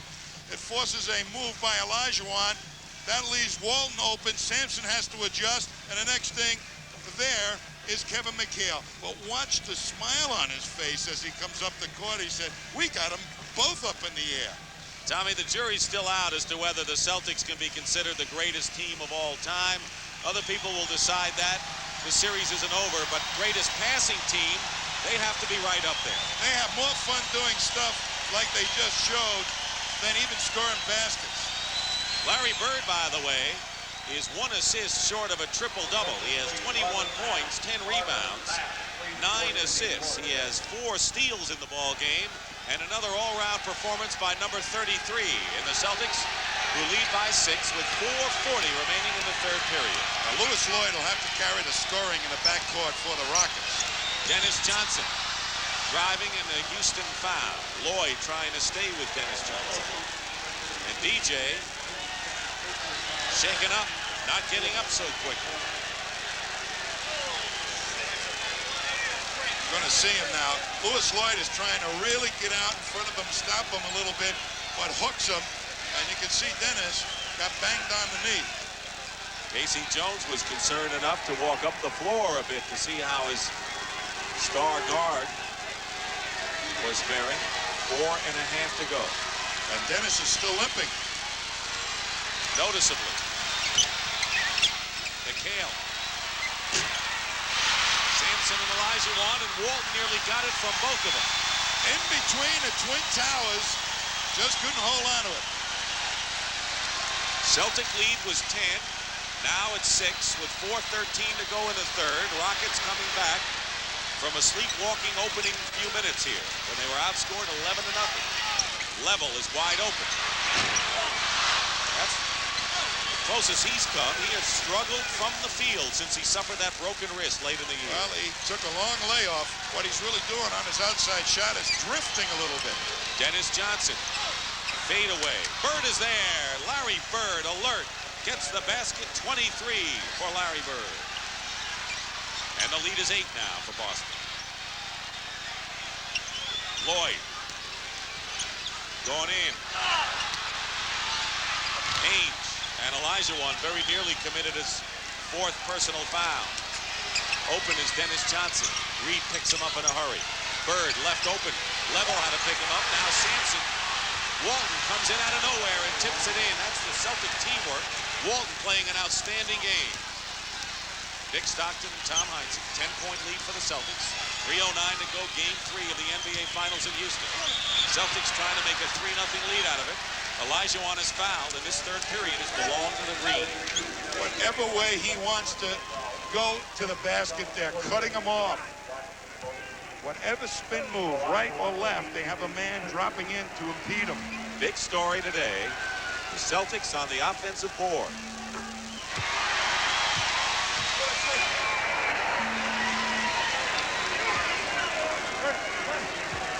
Olajuwon has not been the factor he was in Game 1, and he only scored 4 points in the second half of Game number 2. You know, you can see the hard double team that comes immediately as he catches the ball, but this more subtle double and triple teaming, he's not picking up the way a more experienced player would. Under 3 minutes to go, third period. One-on-one isolation. Bird against Reed. Gets help with 10 seconds. Haynes. Walton. And Sampson blocks it out of bounds. 5 seconds on the clock for the Celtics to try a shot. Tell me about Ralph Sampson after this one, will you? I mean, he's playing his heart out. Bird. And Sampson with another rebound. That's 15 for Ralph. You're right. Level. Looking into Olajuwon. Akeem off balance. Walton the rebound. Celtics defensed him well in there. He's not able to take the ball strong to the middle. Trailer is Walton. Gets the pass from McHale. Outlet, good outlet by Sampson. 3-on-2. Lloyd. Favorite shot of Louis Lloyd. Boy, when he gets the ball out like that, Ralph Sampson, they're off and running. They're beating the Celtics at the fast break. The Celtics' weakness, no foot speed. This is without John Lucas, their point guard, who was waived. They've had to go without him. Dennis Johnson blocked by Akeem. DJ again draws the foul. Used his body well there. Could have traveled on that one before. Moved his foot on the fake, but a lot greater things have been missed here in this ball game today. And Dennis Johnson quietly has had another fine game. Here you see him. He gets the ball back. Good shot block, but there was the little walk. And a foul, more important, on Olajuwon, his 4th. 4 on Akeem.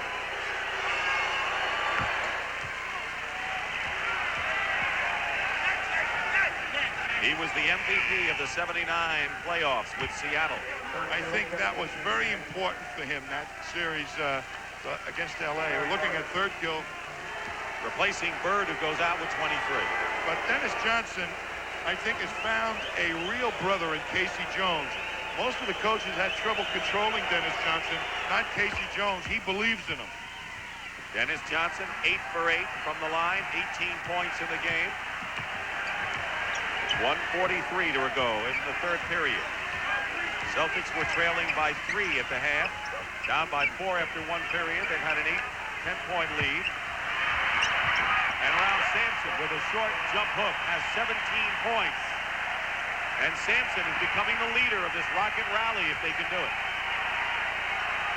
Akeem with 4 fouls on Walton, who has 4. Stabbed at the ball, took a risk there. Setting a screen is Walton for Dennis Johnson. Akeem on the switch. 4 on the clock, and McHale throws it away, and that's the best defense the Rockets have shown this period. With a chance to cut it to 4. Reed does just that. Under a minute to go in the third period. Very important, the injury to Scott Wedman for the Celtics. They needed his offense in situations just like this when Bird is on the bench.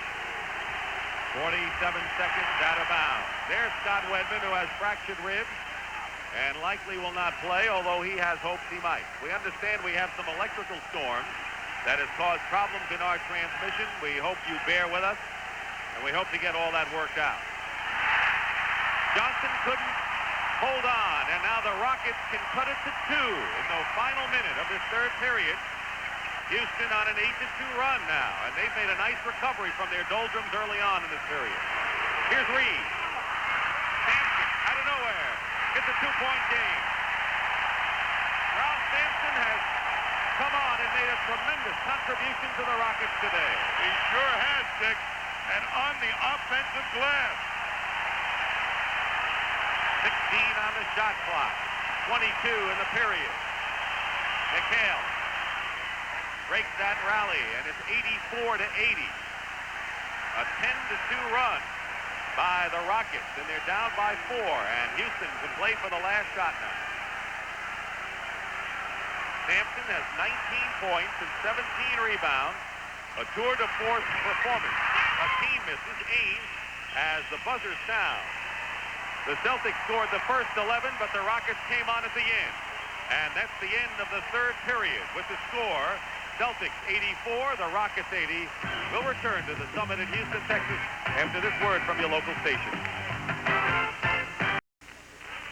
Live from Houston, CBS Sports coverage of the 1986 NBA Finals is sponsored by Renault Jeep, official vehicles of the NBA.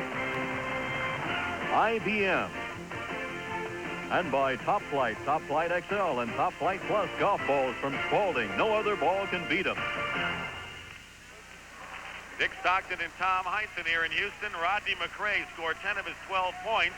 Did a good job against Larry Bird, and the Rockets led by 4. But Larry Bird, not to be kept down for long, came on strong, finished the half with 19. Houston's lead was cut to 3, despite the fact that they played outstanding ball. But then in the third period, the Celtics scored the first 11. Ralph Sampson, though, has kept the Rockets in the game with 5 late points in the period, and it's 84-80 Boston. And watch Ralph Sampson be 7'4" and play 7'4". That's what the Rockets really need from him, is getting in there and banging like he's doing now. And also the speed element that he showed so much in the first half. We have a video loss, we understand, and we're trying to arrange a alternate plan for the picture. We appreciate you bearing with us. Jerry Seasting is in the game. Larry Bird for the Celtics as well, teamed with Ames, Parrish, and McHale. Start of the fourth period. Actually, the Rockets have outscored the Celtics in both games in the final period. Bit deceiving, though. Parrish. This is a baseline shot. Sampson the rebound. 1 for 8 for Parrish. Having an off day today. Sure is. Reed. Rebound by Parrish, and the Celtics leading by 4 in the first minute of the final period.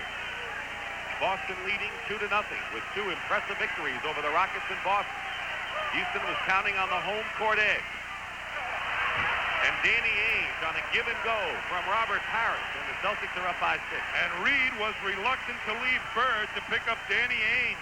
You've got to help each other. That time Reed didn't. Lloyd inside to Akeem. And Akeem over McHale's long reach, now with 15 points. But 5 of 14 from the field, Tommy. And Seasting didn't get down there quick enough to disturb the rhythm of the shot by Akeem. Seasting looking to Bird, and Bird is held by Robert Reed, and that's the first foul of this fourth period. Larry Bird will inbound from the side. Electrical storm has taken away our video, and now Sampson fighting McHale on the pass from Bird inside, and Sampson and McHale push each other, and Ralph goes over to Kevin. Ralph still talking to Kevin, and Kevin. And in a minute, Dick, the official is going to really have a strong talking to Sampson and may call another one on. Sampson has 3. They go low into McHale. Fake turnaround. Air ball and an offensive foul called against Kevin McHale. The crowd loving it here in Houston. McHale with his 3rd foul, and the Rockets down by 4. 10:38 remaining in the fourth period. Level bringing the ball up on the left sideline. Guarded by Seasting. We'll give you a radio play-by-play till the picture is back. Swinging around to Lloyd. Looking for Sampson. Level. Top of the key. Stops his dribble into the left corner. Robert Reed, a 25-footer. And it's 86-84. They beat the doubling defense that time in the Celtics. They moved the ball beautifully to get the open shot. He's being guarded by Level at the top. Coming out up high is McHale, guarded by Sampson. 7-4 in his face. Bird looking for Parrish to the right of the basket. In the lane, goes up, fakes, and the ball goes off the rim. Parrish again with a reverse layup is good, and the Celtics come right back with under 10 minutes to go, leading by 4. Level telling the Rockets to settle down. Let's set it up, looking for Akeem. Double team with Seasting. Level gets it back, hits the jump. This is the jump shot. There's Olajuwon spinning around with his jumper no good. Bird the rebound into the hands of McHale, and now Bird brings it up. They've got Olajuwon shooting more of those fallaways than the strong go-to-the-basket move. Harris working against the key. Out to Bird, up on high. Left to the key, McHale. One dribble, jump shot is good. And with 9:18 to go, the Celtics are up by 6. 90-84. Sampson and Akeem. Low post. Lewis Lloyd fires from the corner and misses. Bird blocking out Olajuwon, gets the rebound. I'll tell you, did he go get that rebound, Larry Bird? 14 for Larry Bird today, so he'll do it one way or another to beat you. He has scored 23 to lead the Celtics. McHale has 26. 26, McHale is the high scorer. He's come on strong in the late period. Bird working against Reed. Long arcing shot at the 24-second buzzer. He got it off but missed the shot, and now the Rockets with Level. They picked up their defensive stroke here, the Rockets. 8.5 to play. 90-84 Celtics. Olajuwon to Level, swing it out to the top to Reed. Inside of the lane, driving is Lloyd, and a Boston foul as Lloyd drives the basket. And we'll have an official timeout. Celtics foul is Danny Ainge, his third personal foul. 8:22 to go in the fourth period. The Rockets trail the Celtics 90-84. Giving that extra effort makes winners. The All-You-Can-Be, sponsored by the U.S. Army. Kevin McHale is often a miracle worker for the Boston Celtics, but for opposing teams, he's one major headache. McHale takes advantage of smaller forwards with his rebounding skills and long reach. Centers fail to cope with his versatile scoring game and fine foot speed. And all comers are overwhelmed by his fierce desire to win. A competitive spirit that makes Kevin McHale the best he can be. Where's Schooler? Here, Sergeant.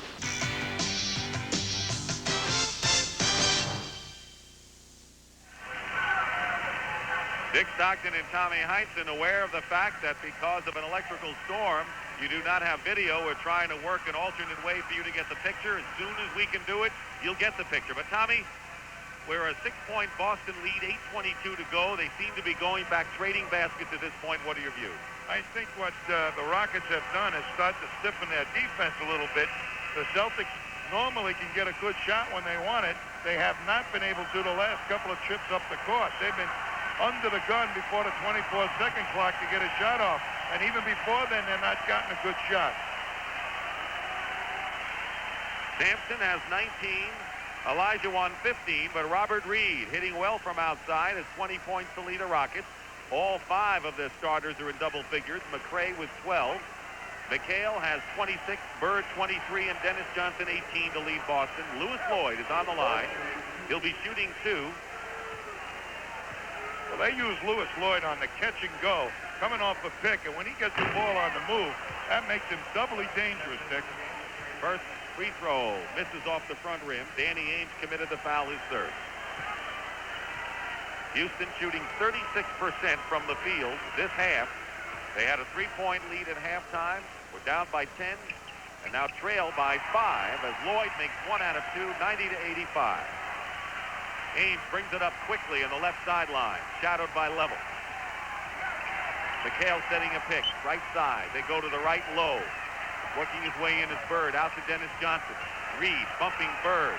Turnaround, Larry Bird, 18-footer misses. Olajuwon the rebound. Outlets to Level. Celtics getting back quickly on defense. Level pulls up left to the key and hits the jumper.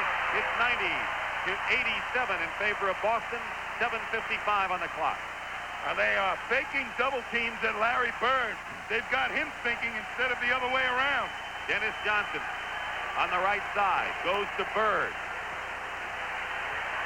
Pecking at the ball is Robert Reed. Pass to the left side to Danny Ainge, who hits a big jumper. Ainge with 11 points in the ball game, and it's 92-87. 7.5 to go. Well, they get right that time on a double team. Danny Ainge wide open. Larry Bird has a triple-double today. Double figures in points, rebounds, and assists. Olajuwon going up inside, gets the basket, 17 for Hakeem. And it's 92-89 again. Houston trying to hang in there. That was the first strong move to the hoop that Hakeem's made in the better part of this game. Low to Parrish on the right side.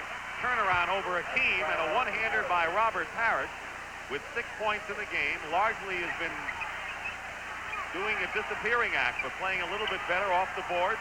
That'll help his confidence, Parrish. It'll make him bang a little bit more and run a little harder. Sampson working against Parrish, goes up to the hook, missing.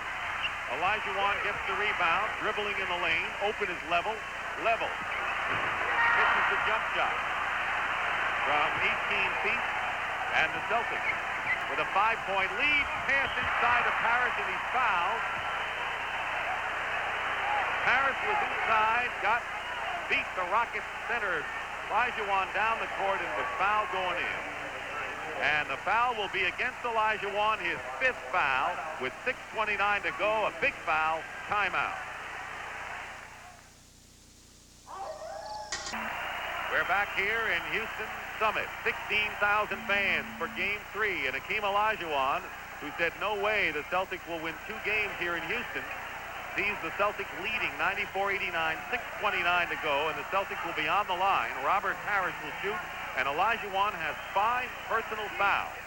Although today, the Rockets have been led inside by Ralph Sampson. And this man here did not have a good game. Robert Parrish. Hakeem Olajuwon has had his way with Parrish, really denying him position and really pecking at the ball whenever Parrish handled it, so he's never able to handle it cleanly. Here's Parrish. Casey Jones has great belief in this man, particularly down the stretch for rebound purposes. Stick with Robert Parrish, he says. And of course, he can run the court with any center in the league, and you saw him do just that and get the foul by Olajuwon, a big one. See how the Rockets play it. 6:19 to go. Sampson. Ainge is around a double. Level. Hits the shot. He's hit 2 of his last 3. Keep in mind that Robert Reed's going to be occupied with Larry Bird, and that's going to take something away from his offensive abilities at this point. Well, Level will have to hit that shot against Ainge. Parrish working in double team.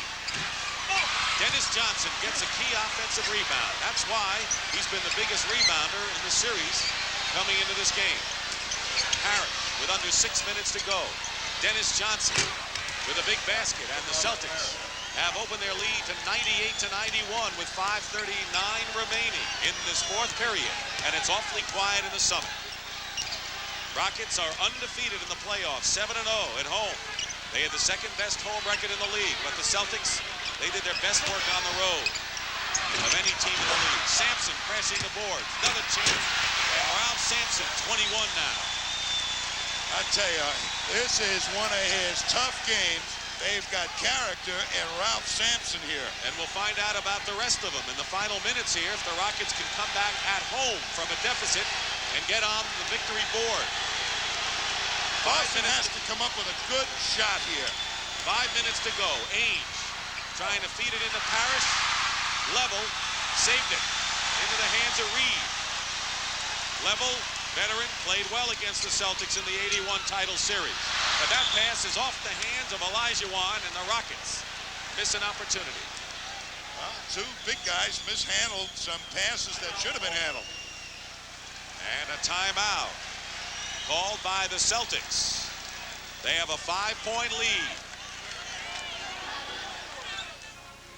You're going to see Dennis Johnson right down here on the right of your screen make a heck of a move coming to the basket. The ball goes into Parrish, and all of a sudden, you're going to see Dennis Johnson move to the basket.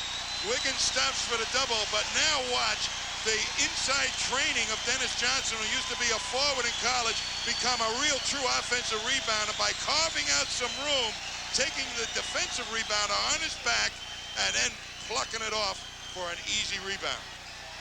Fine all-round player, Dennis Johnson. 5 rebounds, but that was a big one for the Celtics, who are up by 5 and have the ball. Wiggins on Dennis Johnson. Reed has been on Bird. Bird has been stalled at 23 for a while. Gets free, shoots over Reed, and has 25. That was a big basket.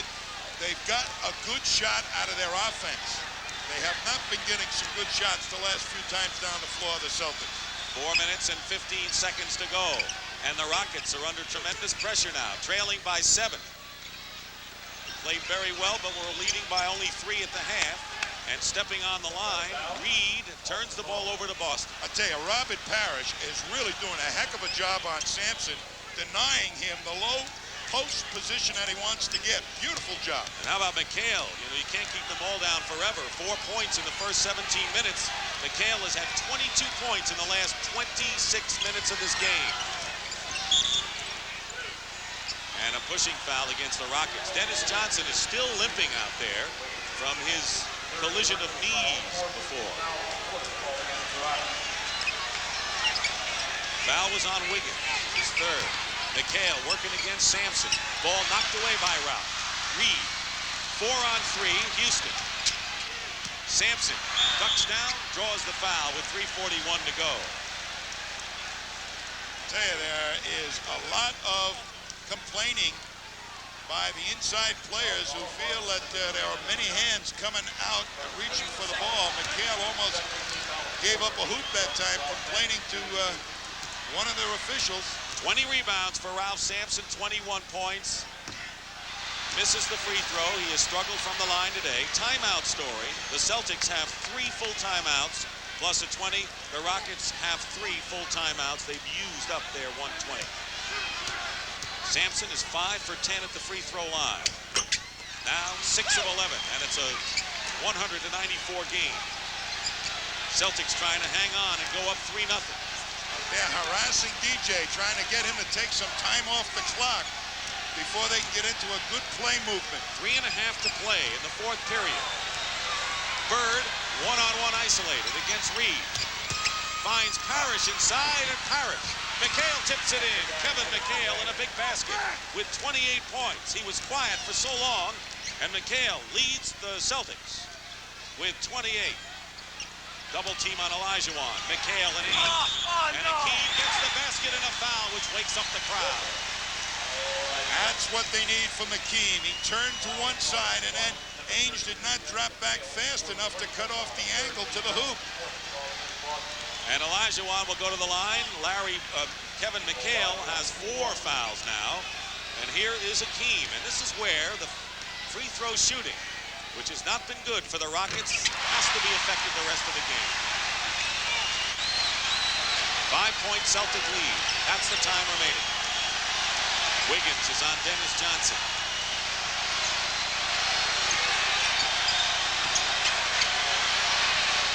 On the clock, having problems. And a 20-second timeout, and that was alert, smart play by Dennis Johnson. That was limping still is DJ. That was great alert play by Dennis Johnson after the Rockets had played sensational defense. Game 4 coming up Tuesday night at 9 o'clock Eastern time here at the Summit. And our special guests joining Brent Musburger will be the Doctor, Julius Erving, and Moses Malone, 2 members of the Philadelphia 76ers at the head. Here at the Summit, crowd in kind of watchful anticipation, Tommy. 102-97, the Celtics lead with 2:50 to go in the 4th period. The Celtics 2 minutes and 50 seconds away from going 3 up on the Rockets. And this man, Ralph Sampson, come out with a whale of a game, 22 points and 20 rebounds. Well, this is the part of the game you normally go to your big guys. Olajuwon has started to get his game together. The Celtics will probably try to go to McHale a little bit. Johnson's pass intercepted by Sampson. Level. finds an opening. And Bird comes down with it. Just didn't have the touch inside. 15 rebounds for Larry Bird. They went right for the penetration, the Celtics. He should have dropped it off to Olajuwon. Dennis Johnson hobbled, but playing nonetheless. Here's Parrish, faking one way, going the other. And Sampson gets another rebound. That's 21 for Ralph. 2:11 to go, and the Rockets going to have to be flawless at both ends if they're going to get back and win this. Sampson gets 2. And it's 102 to 99 in favor of the Celtics. Boy, what a turnabout for Ralph Sampson today. I tell you, he got great position against McHale. And the Celtics will be in no hurry to get things going. Under 2 minutes to go, 14 on the clock. You got to be careful, Dick. If you try and eat up too much of the clock, you don't get a good shot. Bird tipped out of bounds. Celtic ball. 6 seconds to shoot. The timeout story. Each with 3. I always felt that the best point is around 15 seconds where you can get normally your best shot. Dennis Johnson. And the rebound by Sampson. And the Rockets can come within 1, and Mitchell Wiggins gets the basket and a foul. And we can tie it up here. Big rebound. Big basket and a foul, and Mitchell Wiggins, who grew up in North Carolina, 30 miles from Michael Jordan, makes a big play.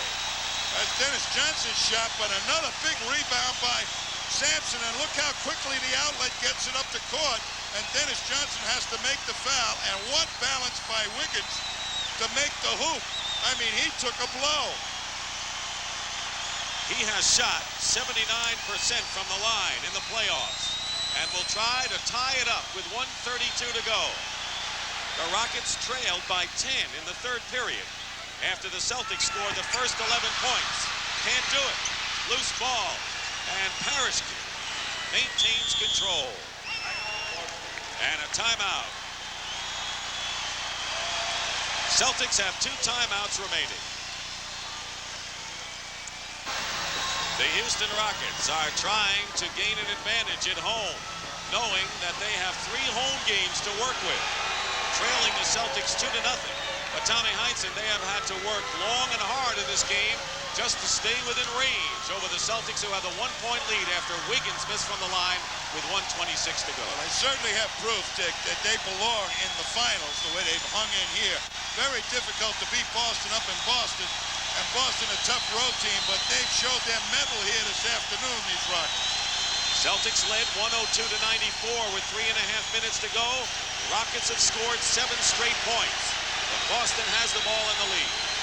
This is a must situation.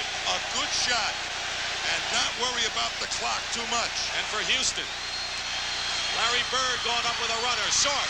Akeem gets the rebound, and a foul is called. Larry Bird gets up and finds out the foul has been called on him.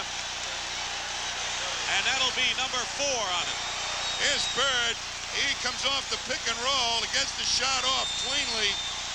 Now Olajuwon makes a clean rebound. And Bird gives it the big acting job, quite frankly. I think just a little bit.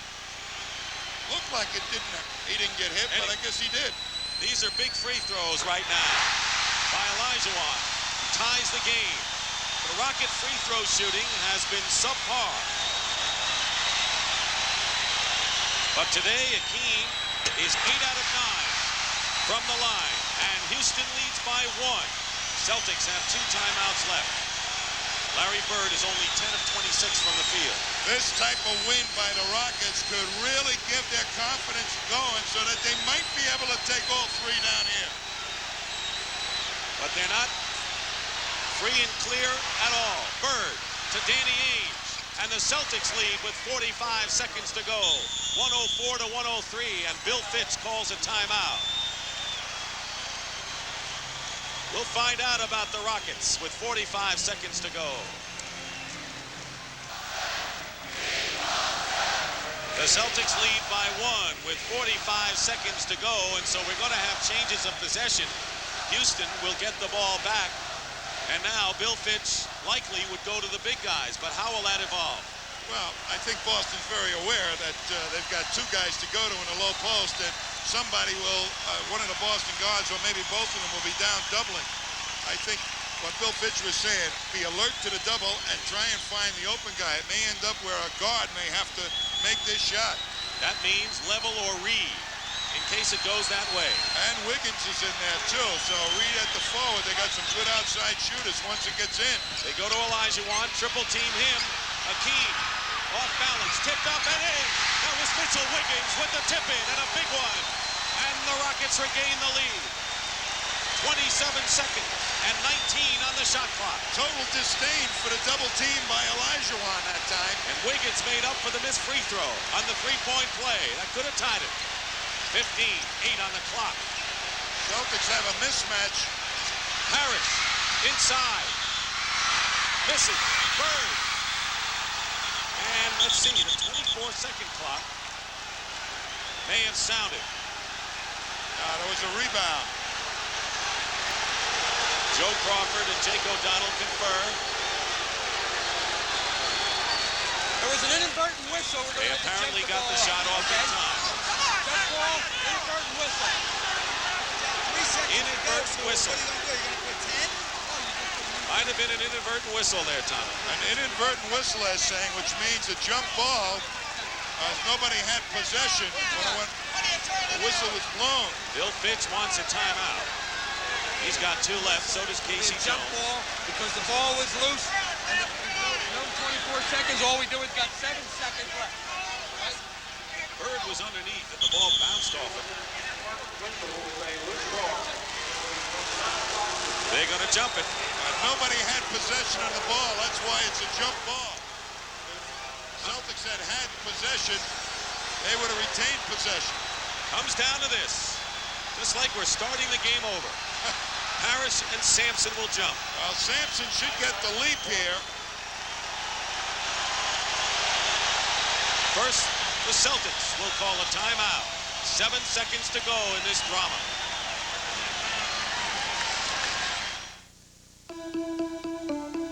What Europe? Tommy, kind of a bizarre play and a key one down the stretch. The whistle had to blow before the ball bounced off of Larry Bird. Well, nobody had possession of it. When the whistle blew was really the point at issue. So nobody had possession. The shot was taken. There was no foul. Nobody retained it. It went out of bounds. The whistle was probably blown before it even hit Bird in the head. So it'll be a jump ball. The interesting part right now, Dick, is what will Boston do in a situation where seemingly Ralph Sampson will be able to get the tip against Robert Parrish. Sampson, a much bigger leaper. Here's the big play for the Rockets. Mitchell Wiggins, who's a good rebounder inside. Look how alert he is. Number 15 tips it up and in. After missing the free throw moments ago that would have tied the game, he puts the Rockets in front. Now Boston's going to play the tip defensively, hoping the only way that Sampson's got an opening is back towards Wiggins, who's almost out of your screen, or is out of your screen on the left. Houston controls, and Hakeem is fouled with 5 seconds to go. Now, if he makes the free throws, Celtics have time for a three-pointer to tie. Well, they picked out the biggest target, Olajuwon, to spread out. They had it lined up that they could have tipped all the way back, but not a bad move as Olajuwon really can jump and spread. It worked. He's 8 for 9 from the free throw line. Celtics may call a timeout. They have 1 left. Hakeem could give the Rockets a 3-point lead. Going for his 24th point. He doesn't make it, and the Celtics call time. And a chance to tie with 5 seconds to go. So Olajuwon misses the second free throw. Boston has a shot.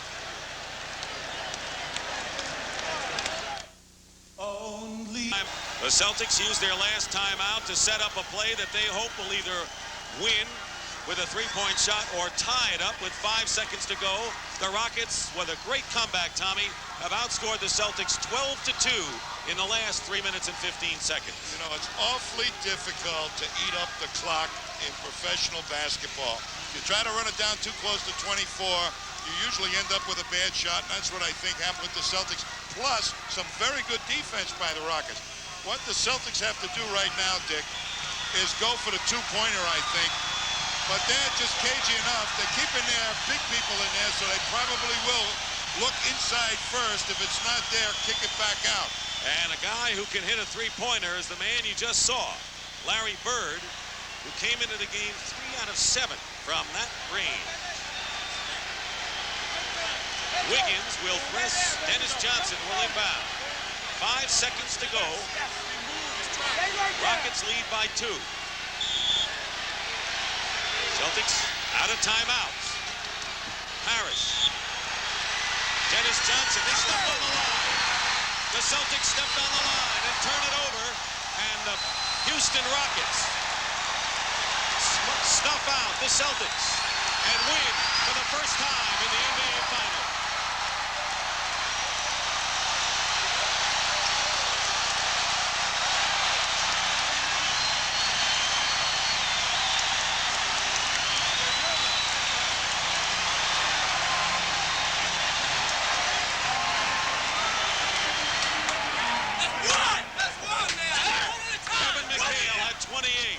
But for the Rockets, Sampson 24, Olajuwon 23, Robert Reed had 20. So the Houston Rockets, Sampson with 22 rebounds, was the key man for the Rockets today. And here's the great defense by Houston. They really played tight. They made everybody come to the ball. They gave a big target, Robert Parrish, but he stepped on the line on that pass to Dennis Johnson. Good defense. Look at Bird coming to the hoop. And Reed right there. Look at Parrish. Let's see if we can catch if his foot was on the sideline or not. Usually bring your big man. And there it is. Right on the line. Right foot. And Tommy, the Celtics were out of timeout. So if Dennis Johnson had any trouble, he couldn't call a timeout and set something else up. Tremendous credit to the Houston Rockets, who could have been demoralized after they had the lead, were down by 10, and did the job down the stretch, and now trail 2 games to 1. Let's go back upstairs to Brent Musburger. Brent, what a game. All right, Dick, it certainly was. Akeem Olajuwon saying that the Rockets would not lose this game, nor would the Celtics be able to win 2 of 3. We'll see, because the next 2 games are still scheduled here in the Summit. So that does it. The Houston Rockets, showing character for the first time in this series, climb back in. They beat the Boston Celtics. The final score, 106-104. So be sure to join us Tuesday night. It will be Game 4 of this series from the Summit in Houston, Texas, starting at 9 p.m. Eastern Time. Will the Rockets make it 2-0, or will the Celtics open up a 3-1 lead? We'll find out on Tuesday night. The NBA on CBS has been a presentation of CBS Sports.